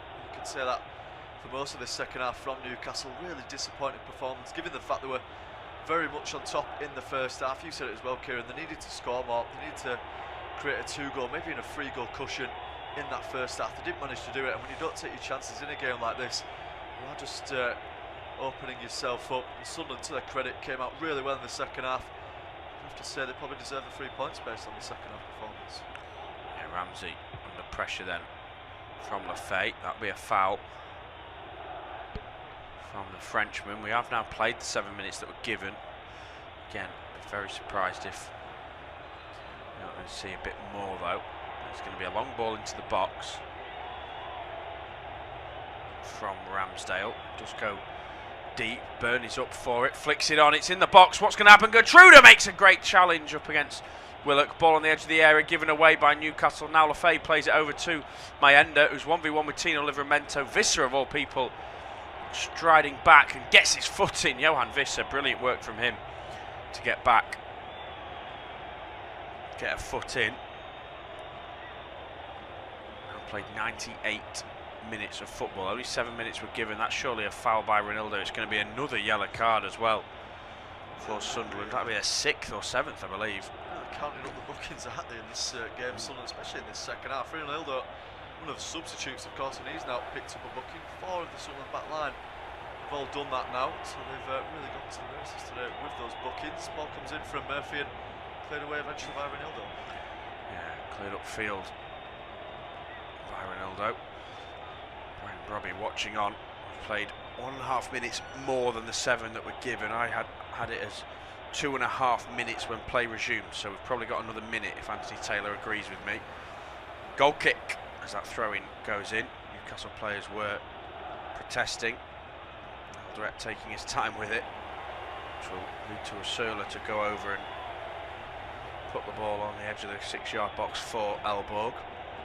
Celebrations imminent for Sunderland, I'm sure. Regis Labrie telling his team to be compact by the looks of it. Surely not got long left, surely less than a minute. We've played 99 minutes, like I say, I make it another 20 seconds or so should be played. Goal kick taken by Elborg, and the referee blows his whistle, and at the St James's Park, Sunderland have completed the double over their fierce rivals Newcastle United. It's finished. Newcastle United 1, Sunderland 2.